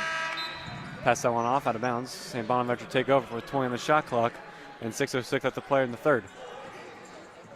Now, I am noticing with St. Bonaventure's, no one is moving outside of the person with the basketball. So that can sometimes, affect who you want or who you can find open to pass to. Passing definitely has been an issue for them so far this game, but a long range too on the way there from Shaw is no good for the Bonnies. As Velasco and the Falcons come back the other end, Velasco goes underneath, goes to the right, and finishes. Velasco now up to 14, tie for the team lead with Kohler, 51-30, Bowling Green. And another, as you just mentioned there, Caden, a passer from Richardson looking to find Milton is just now on the same page and out of bounds. I mean, it's almost like everyone that doesn't have the basketball is just on their own island next to their defender. Definitely haven't been in sync this game. Velasco up the court for Bowling Green. Velasco to Donahue. Donahue to Moxie inside. Moxie drives inside, has that one poked away into the hands of Velasco, but stolen away from Shaw. Travel not called. Out to Gherkin and then to Moxie. Give it to Moxie. So no travel called there. Oh my goodness. On the floor. And it'll be St. Bonaventure ball regardless. Shaw had the basketball, rolled around, got up to her knees. I don't know. A lot of contact, a lot of stuff going on the floor, but regardless, St. Bonaventure takes over. 51-30 Bowling Green with 5:05 left to play here in the third quarter. Driving inside is Richardson, and that's blocked from Moxie. What a play by Kendall Moxie. She was inside there and was able to just stick her hand up and swat it away. Clean block, as clean as you like. 15 on the shot clock. Bonaventure will take over once again. Richardson hands this one off. There's Shaw. Shaw working on Gherkin. And an off the ball foul is going to get called on Paige Kohler. That's Kohler's second foul. And with that foul, we've reached the past 5 minutes. 4:57 left to play in the third. That means we've reached the media timeout.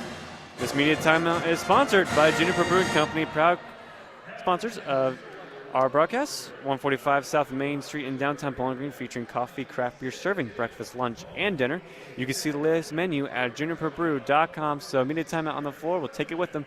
51-30 Bowling Green has a 21-point lead here in the third. You're listening to BGSU Women's Basketball on WBGU.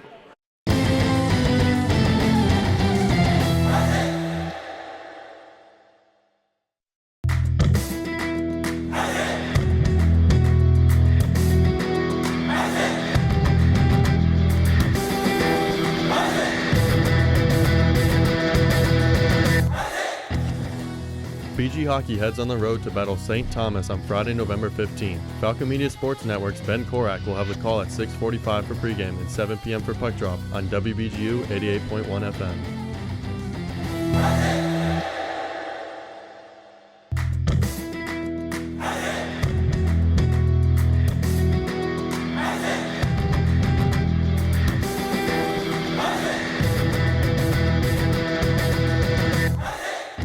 BGSU graduate Jason Jackson from the Miami Heat here. Make sure to tune into the Zig Zone every Sunday at 4 p.m. on WBGU 88.1 FM, home of the Falcon Media Sports Network.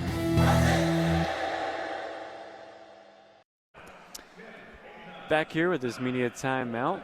Bowling Green 51, St. Bonaventure 30. Welcome back inside the broadcast. We are now 4:57 left to play here in the third quarter. I'm Lucas Kleinmeyer alongside Caden Knapp. Caden, what have you made so far of this third quarter, I should say, in the opening 5 minutes or so in this third? I'm going to give one word here, and sloppy. Yes. This is very sloppy. I mean, you were saying it during the break. I mean, it feels like every single possession, someone winds up on the floor, someone travels, someone commits a foul. Or in some cases, someone gets up and there's no travel called when they had the ball on the ground. It's just been, oh my goodness. It's been a lot. That's for certain for BG. But Falcons 21-point lead, and they had a large lead in the first and second quarter, and they just kind of kept their foot on the gas, and they've extended their lead more so in the third, despite not having quite a good shooting performance so far in the second half. Yeah. And St. Bonaventure really hasn't been able to take advantage of Falcon miscues as well. They haven't scored in 2.5 minutes. 1 of the 6 from their last 6. So St. Bonaventure takes over after the timeout. 20-minute shot clock. Here's Pettinelli. Richardson. Back to Pettinelli. All right. Finds Richardson underneath the basket, working on Gherkin. Too much there, and rebounded from Donahue. Nice defense there by the Falcons. Here's Velasco. Finds it to Kohler, back to Velasco. Out to Kohler. Screen set from Gherkin. Now wide right to Velasco, to the right wing. Velasco has an open lane now. Velasco bits a little spin move with the left, and the finish couldn't finish there, and a lot of contact as Moxie tried to get that rebound. But a foul's going to be called on Pettinelli. What a move by Velasco. Like you said, that spin move was really cool, and then, I mean, Moxie just went crashed into the floor. Easy call for the officials.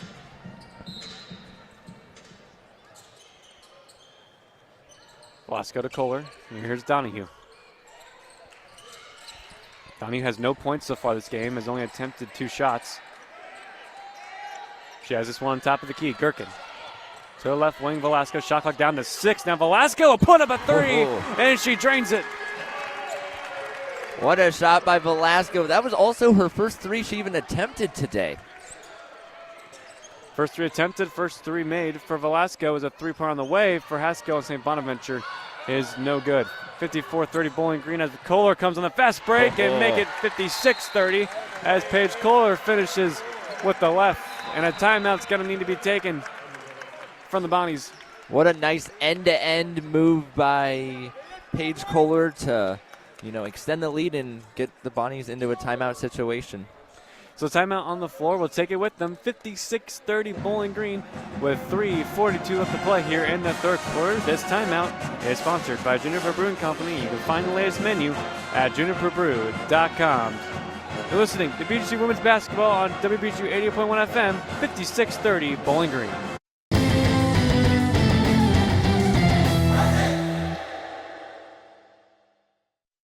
This is Northwest Ohio's community radio station, WBGU 88.1 FM.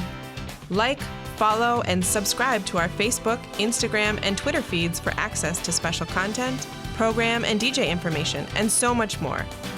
Return to Radio Freedom with WBGU on 88.1 FM and online social media profiles. Thanks for listening to WBGU Bowling Green, Northwest Ohio's community radio station. Return to Radio Freedom with 88.1 FM WBGU. Northwest Ohio's community radio station offers local programming from the morning show to eclectic music shows from a variety of genres and local sports coverage. So, keep it locked in right here on 88.1 FM or stream us live 24/7 on bgfalconmedia.com. 88.1 FM WBGU, Northwest Ohio's community radio station.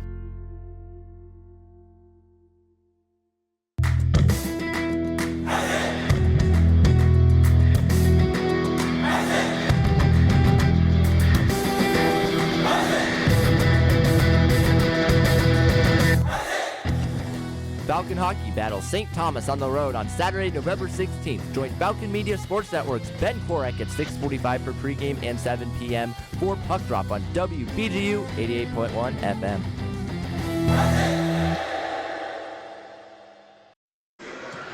Back here after this timeout here at the Stroh Center. Bowling Green 56, St. Bonaventure 30, a 26-point lead for the Falcons in this one. They've been in full control in this one. Welcome back inside the broadcast. Lucas Kleinmeyer alongside Kaden Knapp.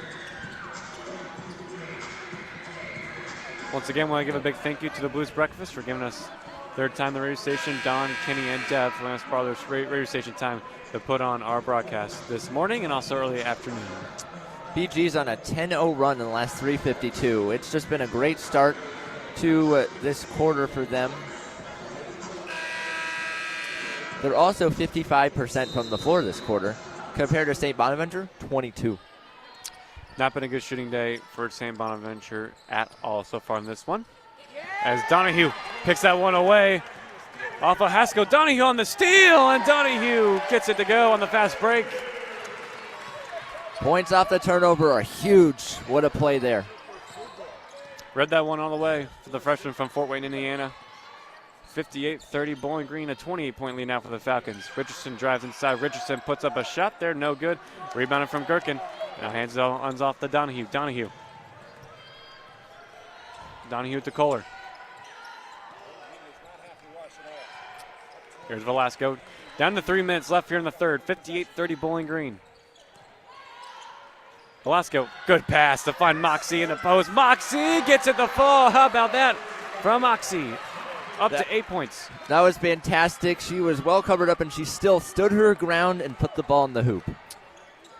The Falcons have doubled their lead now, 60-30, with 2:38 left to play here in the third. Middleton. Out to the right corner. Back all the way left for Haskell. That three on the way, no good. And rebounded from Kohler. Here comes Kohler and the Falcons back the other way. Here's Donahue.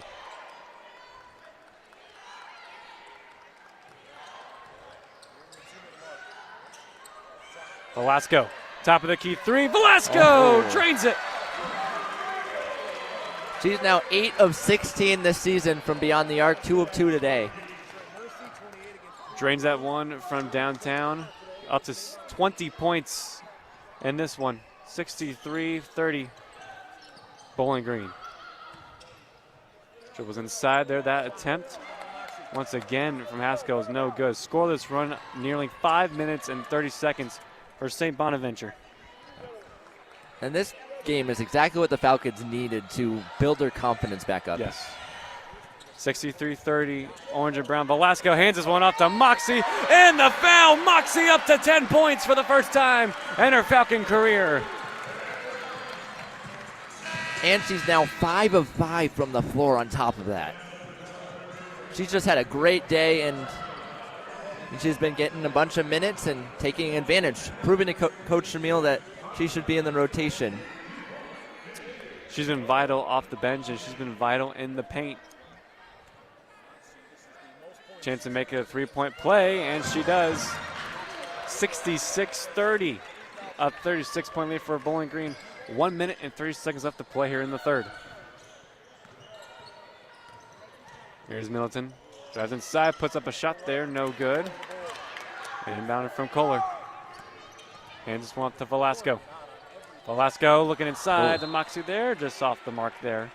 One of the few times today that not a good pass there. I mean, I understand what she's trying to do there with Moxie's height, just a little too tall and off to the right.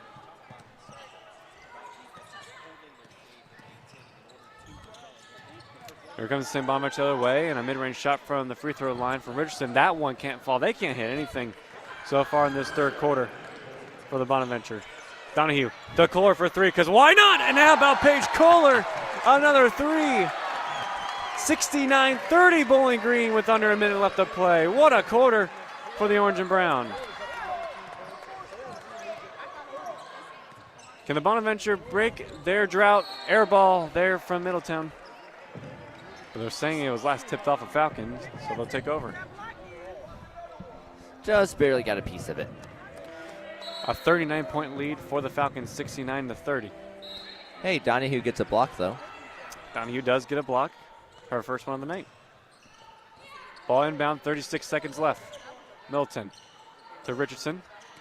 Drives inside, working on Moxie Richardson. Nice spin around shot there, and that breaks a nearly 7-minute drought for St. Bonaventure with that basket. 69-32, shot clock is off, and Velasco will hold this one. They're still under 20% at 18 from the floor this quarter. 25% today. Here's Gherkin to Velasco. Velasco drives left there. Foul called. A lot of contact, and another foul will be called on St. Bonaventure. That'll be on Lena Walls. That'll be her second personal. And Richardson will check out for St. Bonaventure.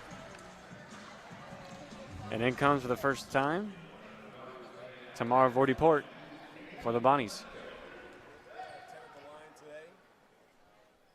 Here's Velasco's first attempt from this one is up and good.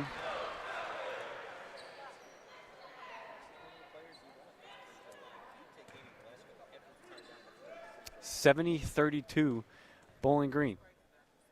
Velasco to tie their season high mark in points so far. Velasco gets that one in the fall. Here's Smith back the other way for the Bonaventures as the buzzer's going to sound. Has one up and over, no good. It's a rout here. And the Stroh Center enter the third. Bowling Green 71, St. Bonaventure 32. The Falcons with a huge lead over the Bonnies. Enter the third quarter. We have one more quarter of basketball left to be played here. You're listening to BGSU Women's Basketball on WBGU 88.1 FM.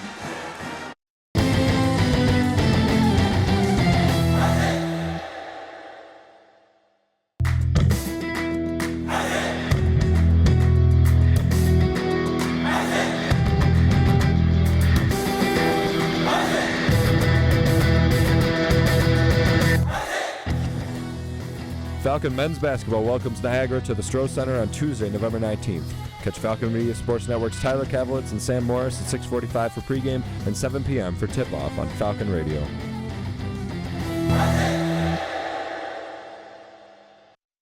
Underwriting sponsorships on Northwest Ohio's community radio station are now available.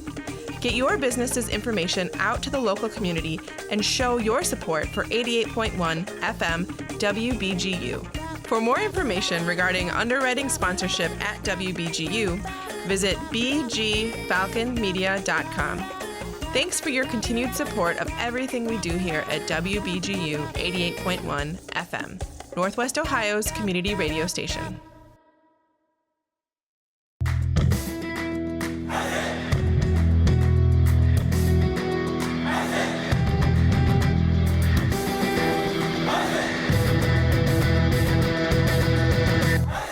Hey there, BGSU graduate Jason Jackson from the Miami Heat here. Make sure to tune into the Zig Zone every Sunday at 4 p.m. on WBGU 88.1 FM, home of the Falcon Media Sports Network.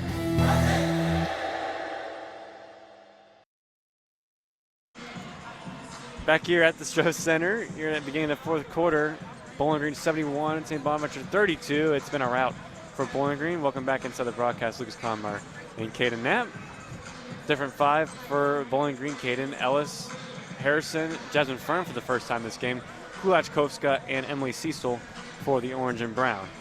Nice thing with being up big is you can, go deeper into your bench and give more players more collegiate experience, and it builds their confidence and helps for future games, and you can be more confident to put them in sooner or in tight games. Absolutely.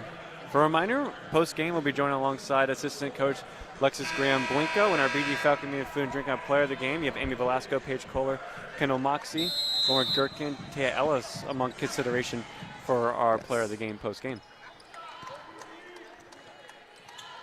Long list of players. Here's Harrison. Finding inside to Fern, find Taya Ellis. Ellis puts up a shot there, is fouled by Middleton. Ellis 10 rebounds, 4 points. She's 6 points away from a double-double for the second straight game. And she'll have 2 attempts here for the free throw line. Yeah, she's been great today. What has impressed you so far about this game with Bowling Green?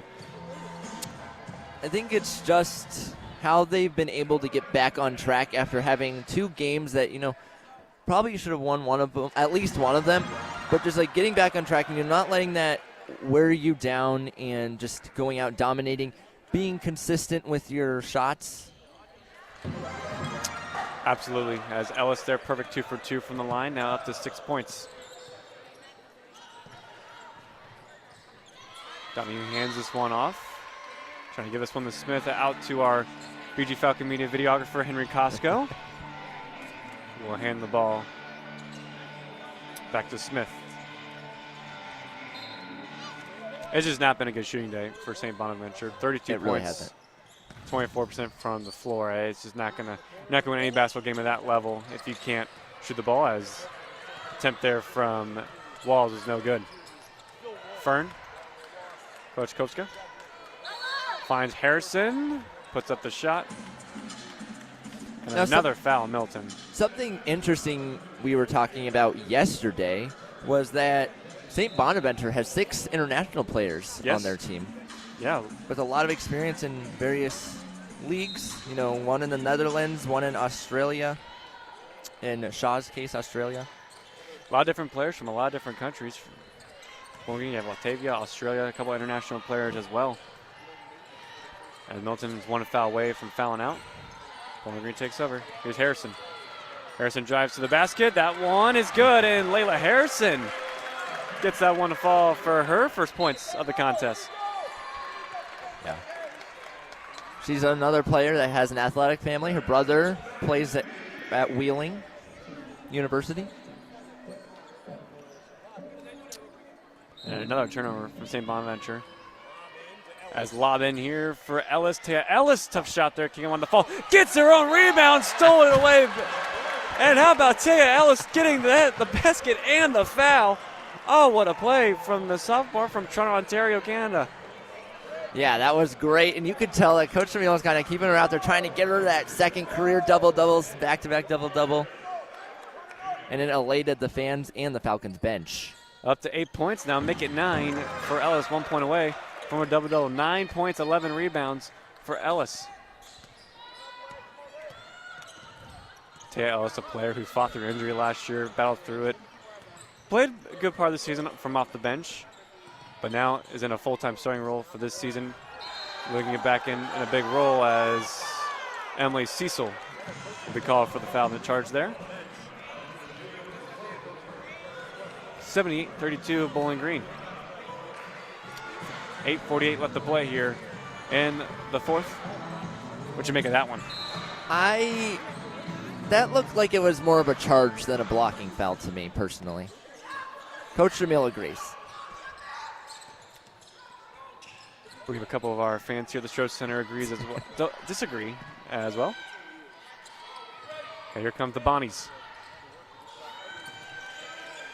Passing to the right corner, Smith. Smith will try a mid-range shoe, but shot can go up because of the shot clocks. Ellis will pick this one up for Bowling Green. Cecil. Just padding her stats, Taya Ellis. She's a basket away from a double-double, just 1 point. Fern finds Ellis. Ellis to Fern.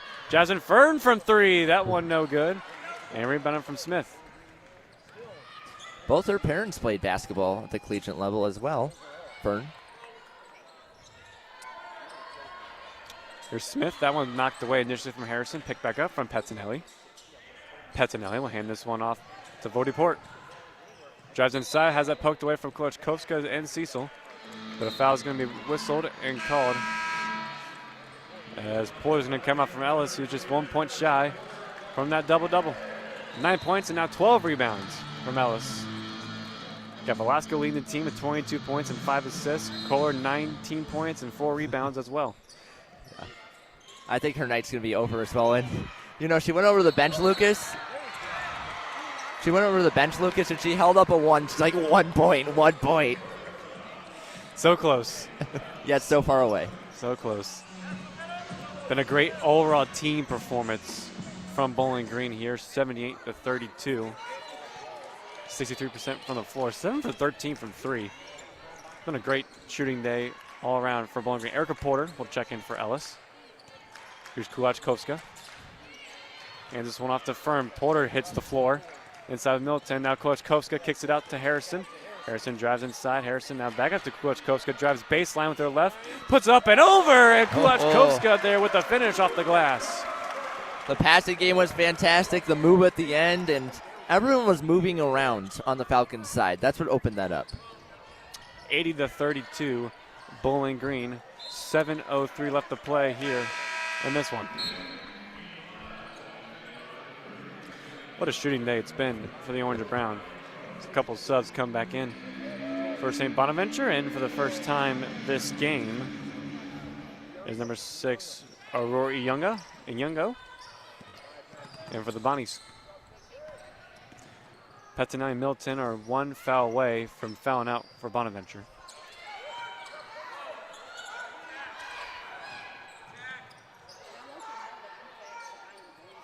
Another thing to note is the Falcons.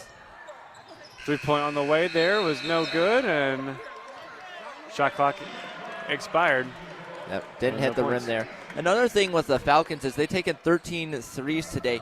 That's about 6 less than their average of 19.6 per game. That's another thing with the shot selection. St. Bonaventure have only scored 7 points in this second half. Timeout on the floor. Bowling Green, a 48-point lead for the Orange and Brown, 80-32, as the Falcons are pulling away and we're looking to get their second win of the season. Timeout on the floor, we'll take it with them. The timeout is sponsored by Juniper Brewing Company. You can find the latest menu at juniperbrew.com. We'll be back after this. Bowling Green 80, St. Bonaventure 32 here on WBGU 88.1 FM.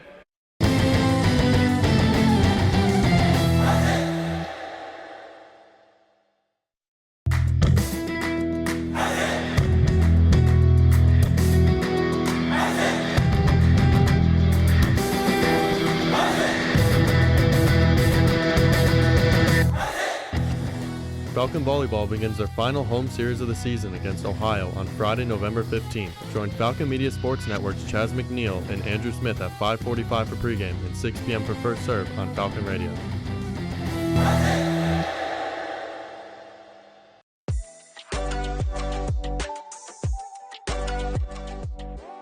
Hi, I'm Taylor Green, and I'm a defender on the BGSU women's soccer team. And the 4 places that I want to visit are Greece, Italy, France, and Thailand, mainly just to see the different places and try different foods.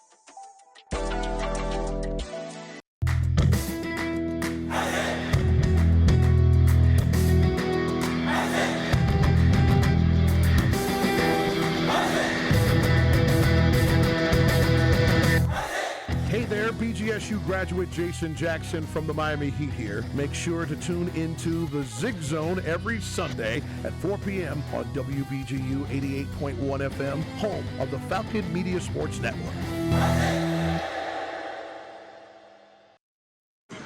Back here at the Stroh Center, Bowling Green 80, St. Bonaventure 32 for Game 4 of the season for BGSU women's basketball. Lucas Kleinmeyer alongside Caden Knapp trying to finish this one out. Caden's been a pretty good game all around for Bowling Green. Not much to complain about.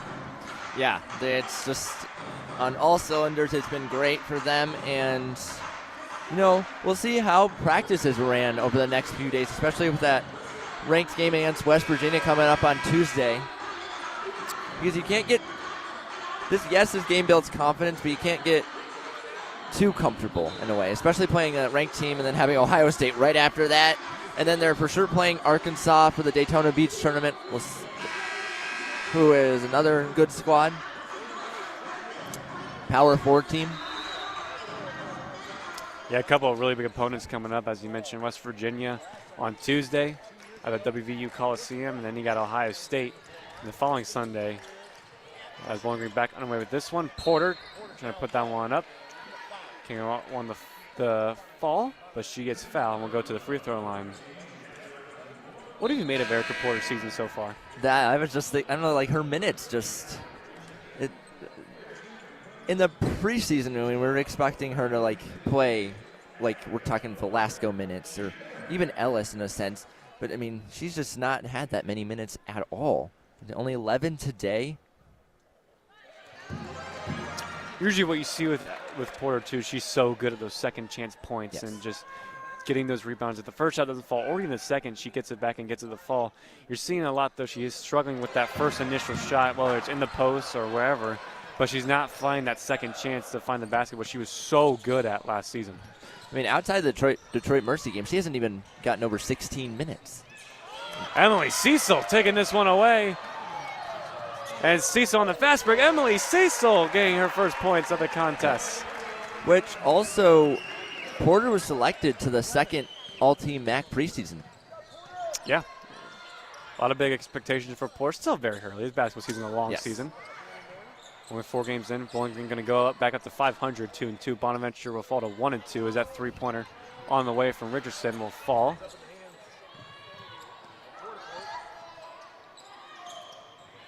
Pass down low once again for Richardson. Mid-range shot that one can't fall. 7 points still just in the second half for the Bonnies. Yeah, their practice is not going to be fun the next few days. Shamil going deep into his playbook, trying to run some plays that they haven't run yet this season. Harrison finds Porter, and how about that? Just what we were talking about. Porter down low on the bounce pass, got that first attempt to go and draw the foul. A chance for a three-point play. Yeah, good move by her, and hopefully these last few minutes are a confidence boost for her. I mean, she's one of the few players in the team that can say, hey, I played in the Power Four, I'm the only player actually, so that kind of gives her an edge against Ohio State, West Virginia, Arkansas. 9 points now for Erica Porter, 87-32 Bowling Green with 5:25 left to play here in this one. A lot of contact with Cecil and Shaw. Be a foul on Cecil, her second personal.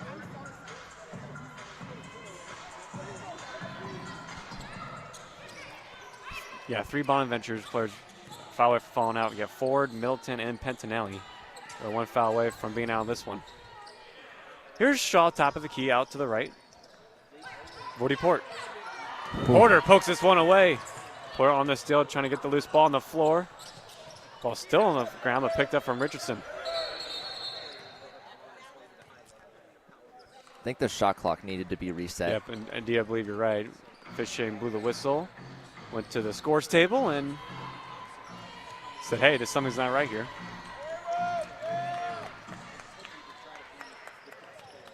Inbound this one, shot clock resets down to 25. Under 5 minutes left to play here in the fourth. Richardson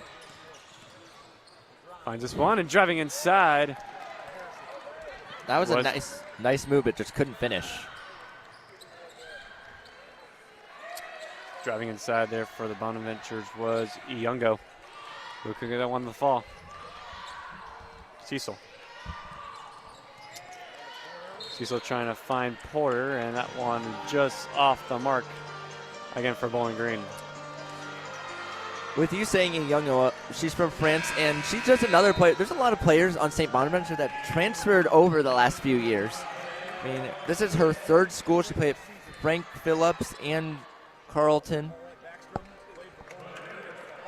So Porter will check out, and for the first time in her Bowling Green collegiate career, Taylor Wallace, the freshman guard, will check in for her first minutes in an orange and brown uniform. Good for the freshman.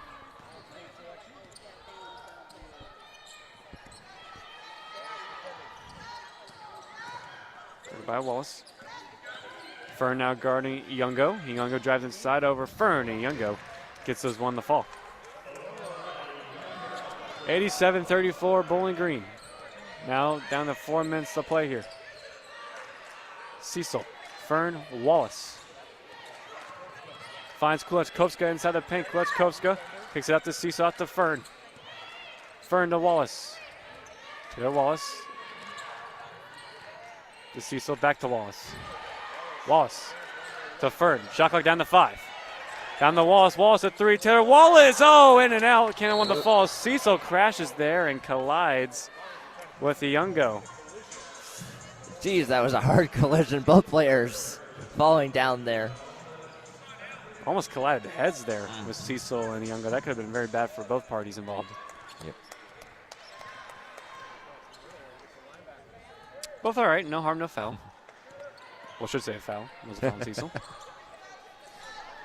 Pettinelli finds Richardson, and on top of the key, Shaw. Now a 3-point away from Pettinelli. That one is no good. And Harrison comes up with the rebound.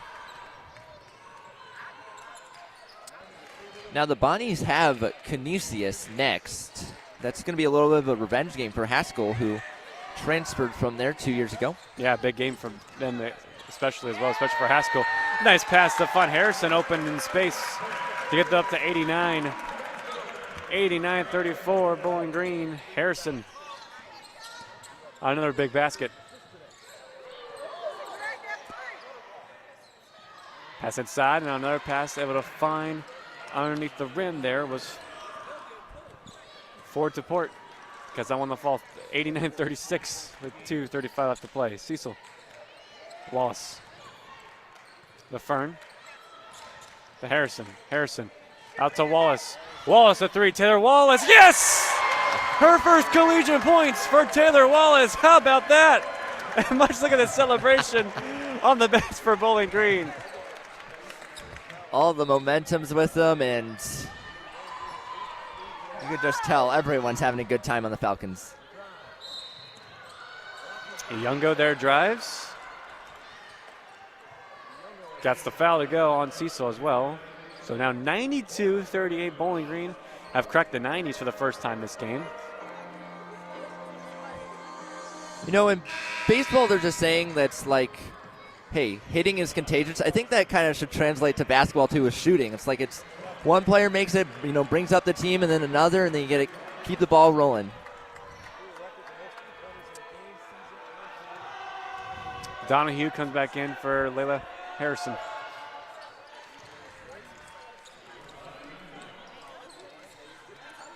Interesting, St. Bonaventure's bringing full court press here. Why not get some practice in full court press regardless of the score? Here's Donahue.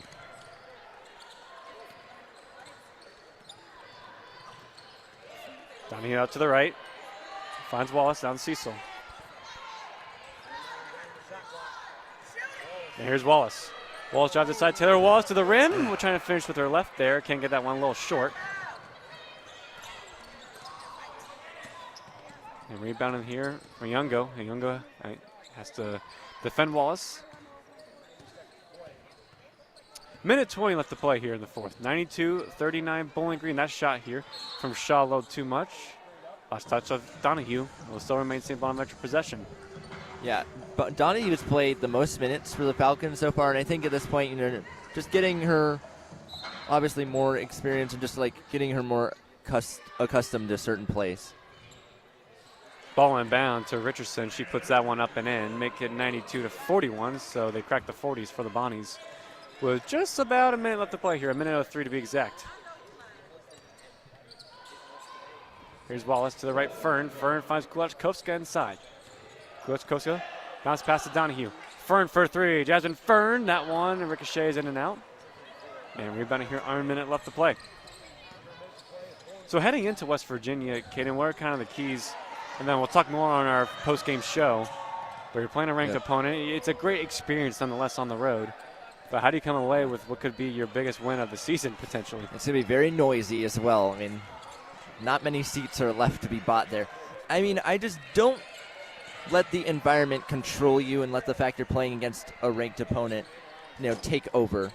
You need to still play your type of basketball, with a good consistency throughout the entire game, picking shots, not forcing up anything. Because really, you got to look at them like, okay, they're just another opponent. You can't treat them differently because they're ranked. Airball three for St. Bonaventure as clock expires. That three attempt from Richardson will be no good. And that final score here at the Stroh Center, Bowling Green gets back up to 500 and 2-2 on the year, a 92-41 win over the St. Bonaventure Bonnies here at the Stroh Center. A huge win for the Falcons. Don't go anywhere. We'll have assistant coach Lexus Graham-Blinko and our BG Falcon Media Food and Drink Guide player of the game, Taya Ellis. Join alongside postgame, alongside Kaden and I. We'll wrap up and send you on your merry way for the rest of your Saturday afternoon. Don't go anywhere. Bowling Green Falcons defeat the St. Bonaventure Bonnies. We'll have postgame coming up 92-41 here on WBGU 88.1 FM.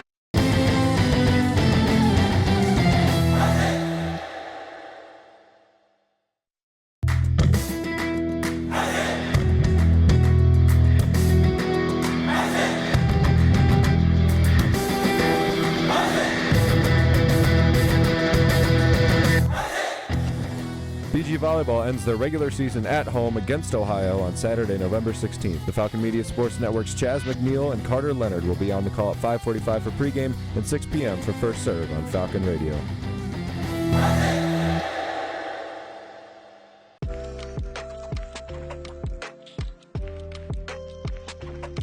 Hi, I'm Sydney Hernandez, and this is my Falcon 4 Essential Carries. For every day, I like to carry my chapstick, just to keep my lips moisturized. I like to have my phone to stay in contact with friends and family. If I'm at school, have to have my laptop for notes and all my assignments.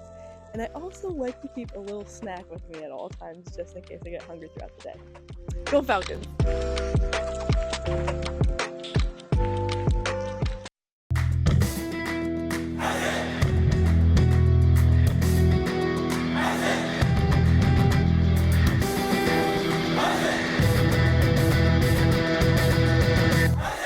Hey there, BGSU graduate Jason Jackson from the Miami Heat here. Make sure to tune into the Zig Zone every Sunday at 4 p.m. on WBGU 88.1 FM, home of the Falcon Media Sports Network.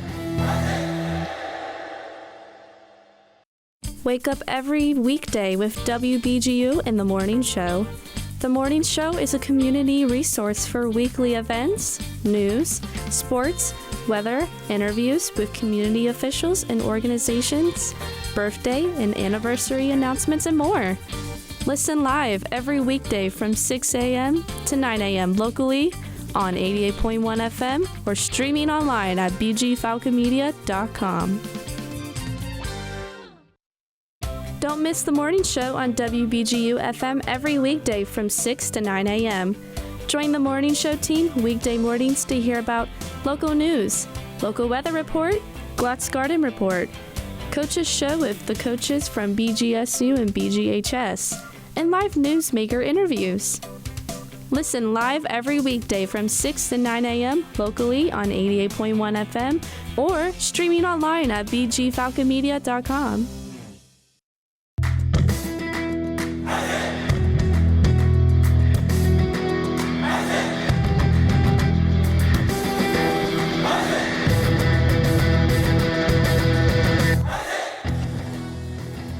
To listen to replays of recent Falcon Media Sports Network's broadcasts, tune into WBGU 88.1 FM every weekday morning from midnight to 3 a.m.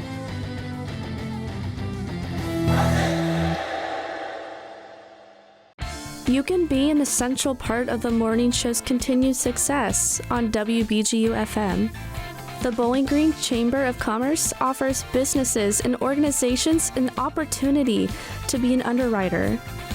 Under the umbrella of the Chamber, you'll receive your mentions each month during either news and sports programming or feature segments. It's an affordable opportunity to be part of something unique in Wood County. Back here at our post-game show for BGSU women's basketball after a 92-41 win over the St. Bonaventure Bunnies. I'm joined alongside assistant coach Lexus Graham-Blanco. Coach, once again, thanks for so much taking the time to sit down with me post-game. Thoughts on the match? Yeah, happy to be here after a post-game dub. But no, we took care of most of our keys for this game. Like, we won every quarter. We kept them. They didn't hit from the three-point line. They went 3 for 22. That was great. That was our number one key, actually. And then we attacked them. We got them in foul trouble. And then we, as a team, we finished with only 9 turnovers, so that's huge. That's huge. Yeah, we took care of majority of the keys for the game, so you can't ask for anything better, right? Yeah, absolutely. And talk a little bit more about those keys. Your guys' defensive ability. I mean, you held a team to under 50 points. I mean, in a basketball game, obviously it's pretty hard, but kind of just talk more about, Taya and John A. and the entire team defensively, how well they played. And just defensively as well. Yes, no, absolutely. We but after the first quarter, we had to stress to them during a timeout. We got to keep them out of the middle because that's what their offense is. They want to drive and they want to kick and create for the outside shot. But we took care of that in the second quarter, and like I said, we defended the three-point line. So you just couldn't have asked for a better team defense, honestly. Yeah, one of the big things I saw this game, besides Cleveland State, was your guys' ability in the paint, especially offensively. Kendall. Erica, Taya had very good nights offensively in the paint as well. Kind of like, what was kind of the strategy coming into this game? What improvements did you kind of make to get them more better looks underneath the post? Yeah. So we knew going into the game that they didn't have anyone that could guard our bigs inside. Yeah. I mean, their tallest player was 6'1", so we just had to go inside, and then when they collapse and when they double, they would open up our perimeter shots. So that we preached most all week that we have to go inside and we have to see what they do defensively, and then it'll create for our outside shots. Absolutely. Is there any players that you like to kind of shout out for how well they played this game? There was a lot. A lot of players have really good on the box score. I know. I want to shout out all of them, honestly, but no, Taya, heck of a game.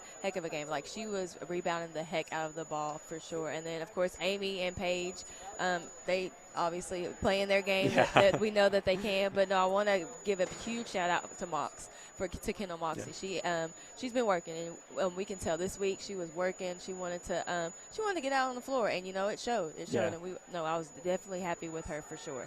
Awesome. And how do you kind of carry this momentum into West Virginia, ranked team, very tough opponent, but it's going to be a great experience for the group nonetheless. Yes, playing a big opponent as well. How do you kind of just carry this momentum? Yeah. Listen, but start with we can win every quarter. No, you have to compete for 40 minutes. We have to compete every quarter, and that's just we can't ask for anything more, just to compete, especially going up against that opponent like West Virginia. Just compete every quarter and give it your all. Every time you step on the court, even if it's for a minute, for 20 minutes, whatever you do, just give your 100%. Yes.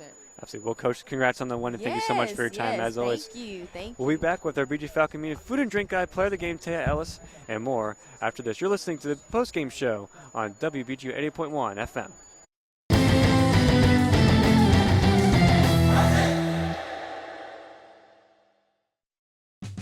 The morning show on WBGU FM is brought to you by the Bowling Green Chamber of Commerce. For more information, contact the morning show at themorningshow@bgchamber.net. Send them any program suggestions or information you might have. They are always looking for show ideas and guests. To have your birthday or anniversary announced, email or call the Bowling Green Chamber of Commerce at 419-353-7945.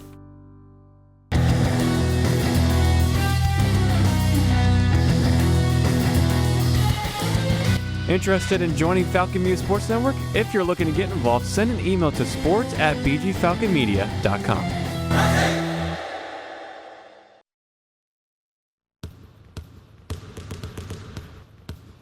Hey BG Falcon fans, you're here with Paige Kohler on the women's basketball team. These are my Falcon 4 favorite things about basketball. First off, I love competing. I love being able to win, and I love the winning feeling. Second, I love that it's a team sport. I love being out there with 4 other people on the court. Third, all the traveling that we get to do. I've been to so many new places because of basketball. And lastly, I love making new friends and just playing the sport I love with my best friends.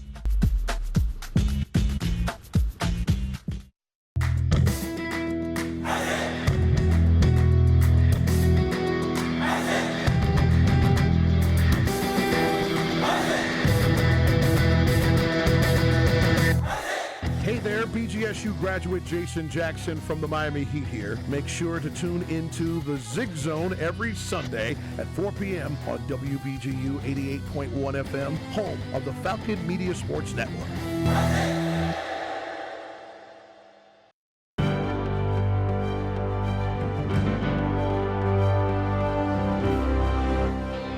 On October 4th, 2024, BGSU volleyball opposite hitter Lauren Hovey recorded her 115th career service ace in BG's comeback reverse sweep of Western Michigan, passing Paige Penrod for the most in program history during the rally scoring era. Falcon Media Sports Network's Chaz McNeil had the call of the historic moment on WBGU 88.1 FM. And that will make history. Lauren Hovey's 115th ace in the rally scoring era is in the history books as the Stroh Center applauds. This has been a Falcon Media Sports Network featured call.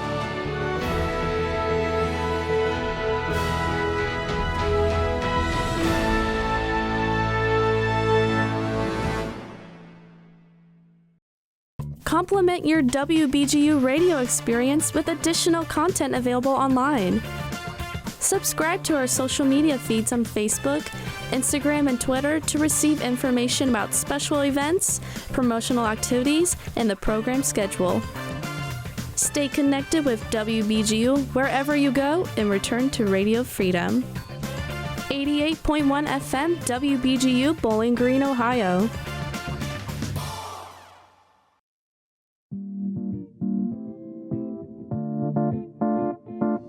Hi everyone, it's Erica Porter with Bowling Green Women's Basketball, and here's my Falcon 4 favorite activities off the court.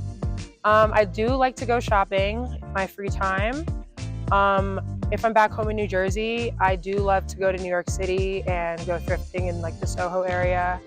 I do like hanging out with, my hometown friends. I could do literally absolutely nothing with them as long as I'm in their presence. I love it. And what would my last one be? Oh, being around my sister because I don't see her a lot.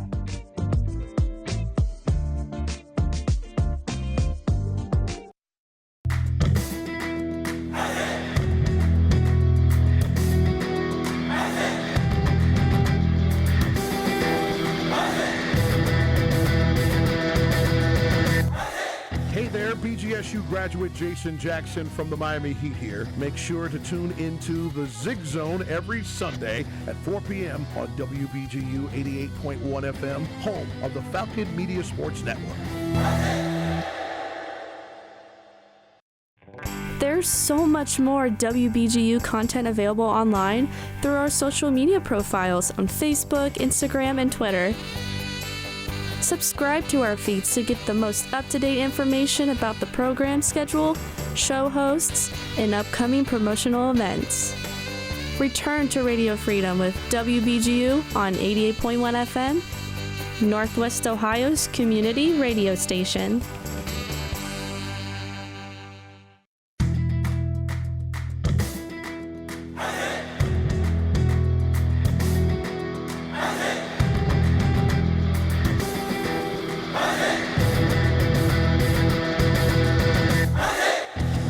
Hey, BGSU graduate Jason Jackson from the Miami Heat here. When I was a Falcon, there was BGRSO. Now it's Falcon Media Sports Network. Keep up with all BGSU sports news and action by following BG_FMSN on Twitter/X and check out BGFalconMedia.com. Hi, Ziggy.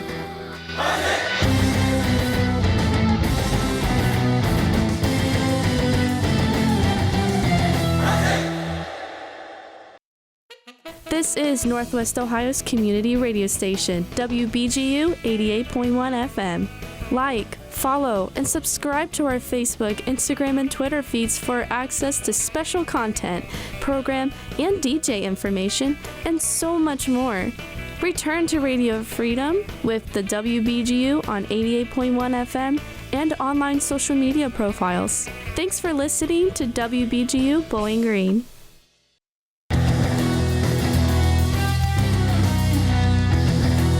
For all BGSU sports news and updates, follow Falcon Media Sports Network on Twitter X at BG_FMSN and head over to BGFalconMedia.com.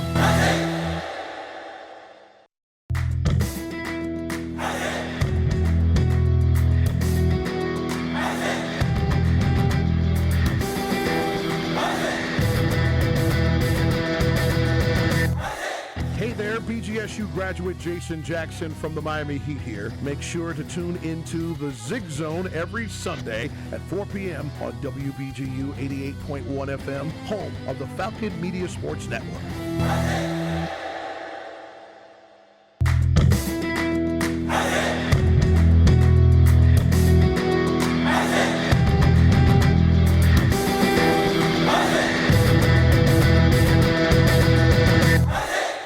Looking for a BG Athletics discussion show? Check out The Swoop, where a rotating cast of Falcon Media Sports Network co-hosts talk everything BGSU athletics. New episodes are available every Thursday at 6 p.m. on the BG Falcon Media YouTube channel.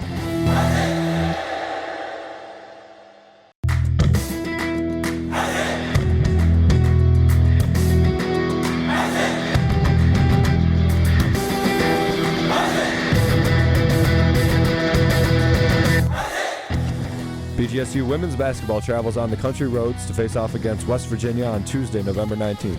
Join Falcon Media Sports Network's Lucas Kleinmeyer and Caden Knapp at 7 p.m. for tip-off on WBGU 88.1 FM.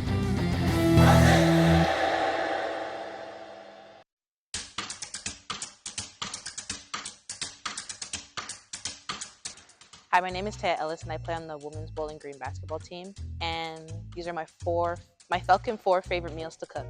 One is this Jamaican meal called oxtail rice and peas. That's one of my favorites because my mom and dad used to cook it growing up, so it just continued on.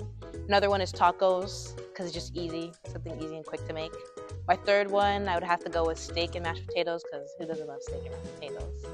My last one, I'd say Alfredo because I love some pasta.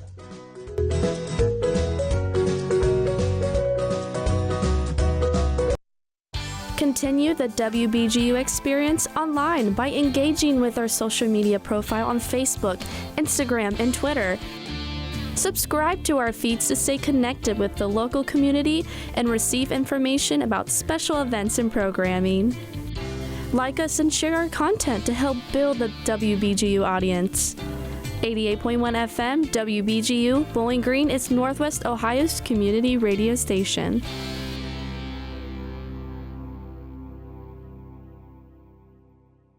Catch all the action of BGSU athletics right here on Northwest Ohio's community radio station, WBGU FM. Student play-by-play announcers broadcast all the sports you want to hear, including football, basketball, hockey, volleyball, and more.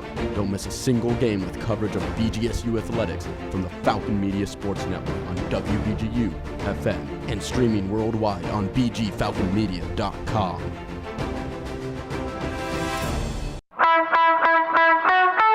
You're listening to 88.1 WBGU, where we're looking to make radio indie again.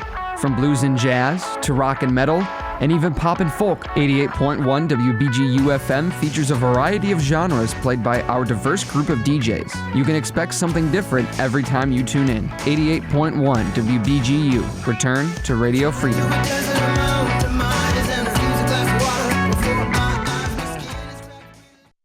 I'm BGSU graduate Jason Jackson from the Miami Heat, and you're listening to WBGU 88.1 FM, your home for BGSU women's basketball. I'm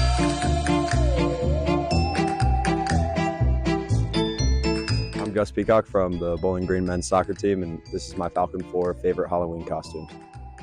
My first one is going to be Bigfoot because I think it's really funny and he looks super big. My next one is going to be one of the founding fathers, Ben Frank. I'm going to do that this year. I think it's really funny. Another one, my favorite costumes would be Art the Clown because he's super scary and I've watched all the Terrifier movies. And the last one would be Buddy the Elf because I love that costume and I love that movie so much. Be a part of the return to Radio Freedom on WBGU FM. WBGU offers sponsorship opportunities in the form of underwriting. Underwriting is an effective method of gaining exposure for your business in Northwest Ohio and helps us continue producing local content. For more information regarding underwriting sponsorship at WBGU, visit bgfalconmedia.com.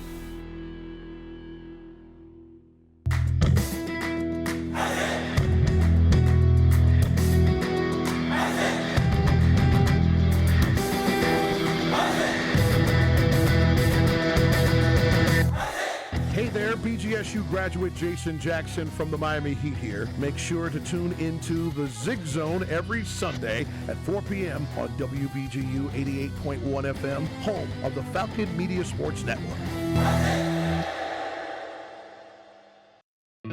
Underwriting sponsorships on Northwest Ohio's community radio station are now available.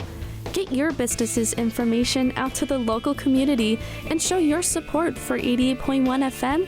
For more information regarding underwriting sponsorship at WBGU, visit bgfalconmedia.com. Thanks for your continued support of everything we do here at WBGU 88.1 FM, Northwest Ohio's community radio station.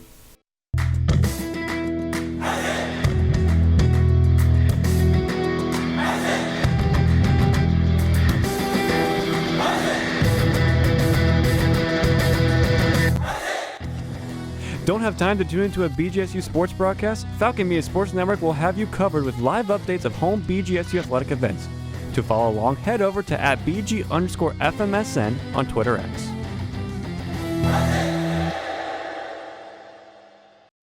The BG Falcon Media Food and Drink Guide provides the latest food and drink specials from local restaurants. You can find it on our homepage, bgfalconmedia.com, or simply go to our top navigation mouse over life and click on food and drink. We are joined by our player of the game, Taya Ellis.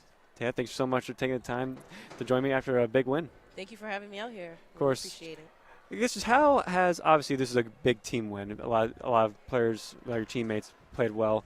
For you having a bigger role this year than last year. Last game you had a double-double. This game you're just 1 point away, close from double-double. Kind of just how's your confidence been this season to last season? How's your role kind of been different from this year and last year? And obviously your thoughts on the game as well. So I'd say last year, it was like my freshman year, really just learning the system and trying to understand the difference from high school to college. So coming in as my second year as a sophomore, I just felt like more confidence in myself. I knew what to do, and like all the coaches, they really support me and they really know how good I can be. So they push me every day to be the best I can be. So I feel like they helped me a lot where I am today. So yeah. I really love that. And with the team win, I say it was a contribution from everybody. Like everyone went out there, worked their yeah, really yeah, I hard. got you. I got you. And I just feel like if we do that every day, we can win like Yeah. this. And yeah, we just got to work together and be together. Yeah, Coach Alexis talked about how important it was kind of taking one quarter at a time mentality heading into this one, because after a couple of losses against a couple of really good teams, you want to get back up to 500 before you head into West Virginia. Yeah. But also for you guys, obviously defensively, you guys were outstanding this game, offensively as well. But defensively, kind of what adjustments did you guys make this game to kind of limit their scoring also? But yourself personally, how did you feel like you matched up with a couple of their players as well? So coming into the game, we knew that they're like a heavily guarded team, a lot of guards, so they're playing 5 out, so it was going to be a little bit of a struggle for our 5s, but I think we really adapted well to the switching and just keeping our high hand up, forcing them to drive into lanes and just working together to make sure we get the stops we needed. Yeah, absolutely. How would you feel like your guys' improvement in the paint has been this year as well, too? Especially offensively, I thought Kendall, Erica, yourself, also along with the other players on the team as well, had a very success in the paint this game as well. I feel like we really emphasize taking your time, looking around for the best read. Maybe it's kicking it back out or it's finishing yourself. So I feel like just the patience is really there, and we've been focusing on that all practice, all year. So I feel like we really contributed that to the game today. Yeah. You mentioned how much this was a team win, how everyone kind of stepped up and performed. Are there any teammates you'd like to give a special shout out to for their performance today? I want to give a special shout out to everybody. Like, we all did our big one. We worked really hard, especially our bench players. They came in and they produced for us too. So I'm really appreciative of them coming out there working hard. Yep. Finally, how do you guys kind of just carry this momentum going into West Virginia? Obviously a very tough opponent, but also just a great experience for you guys as well, too, to play such a good team of that quality as well. I say we just keep bringing the energy, working together, and staying together, because without all of us, there's nobody. So yeah. Awesome. Well, Taya, thanks so much for taking the time to sit down with us. We'll be back to wrap this one up and send you on your merry way. You're listening to our postgame show on WBGU.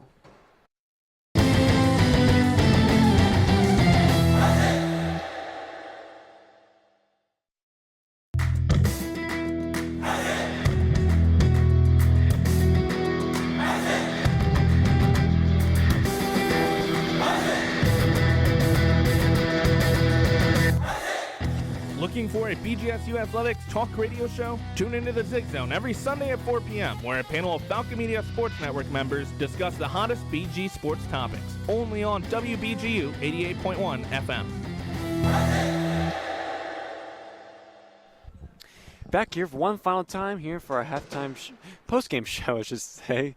Been a long one already so far in this game. Bowling Green victorious over St. Bonaventure 92-41. A monstrous victory to get back up to 2-2 on the year and back up to 500 on the season before heading into West Virginia. Lucas Kleinmeyer alongside Caden Knapp throughout this all one up for you. Caden, your final thoughts on the game?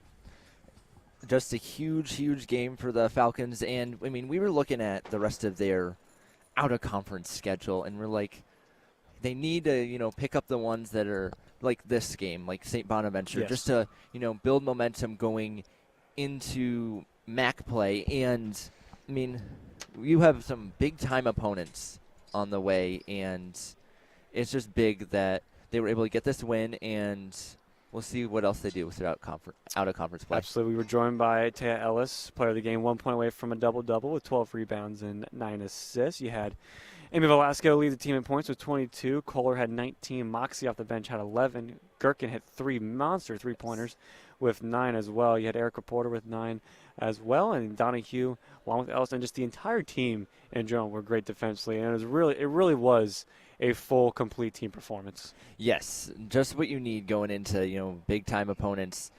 And I mean, I just love the fact that they were able to have off-the-ball movement, make big plays, and just bully their way inside the paint to points. I mean, outscoring a team 50-22 in the paint is crazy.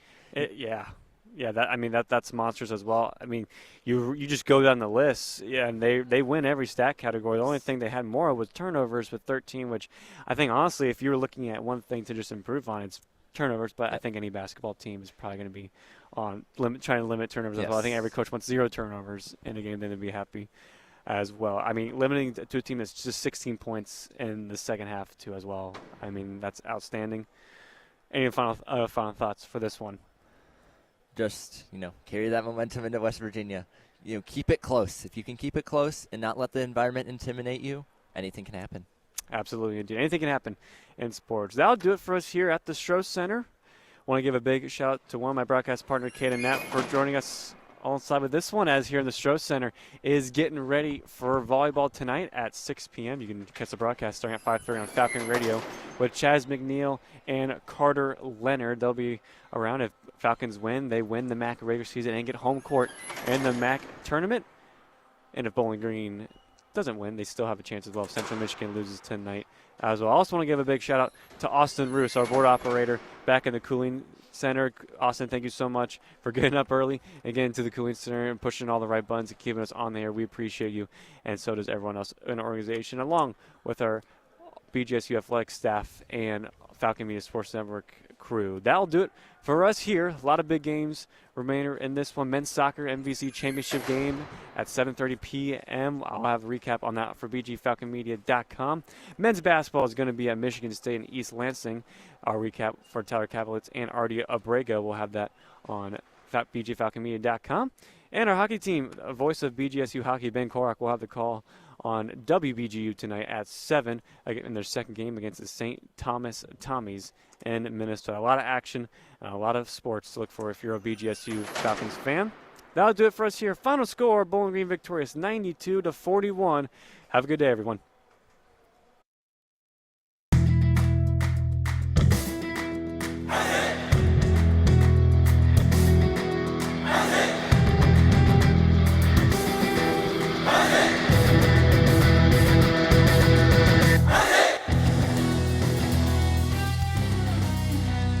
This broadcast has been a Falcon Media Sports Network production. For more BGSU sports news and updates, follow Falcon Media Sports Network on Twitter X at BG_FMSN, BG Falcon Media on Instagram, Facebook, and YouTube, and head over to BGFalconmedia.com.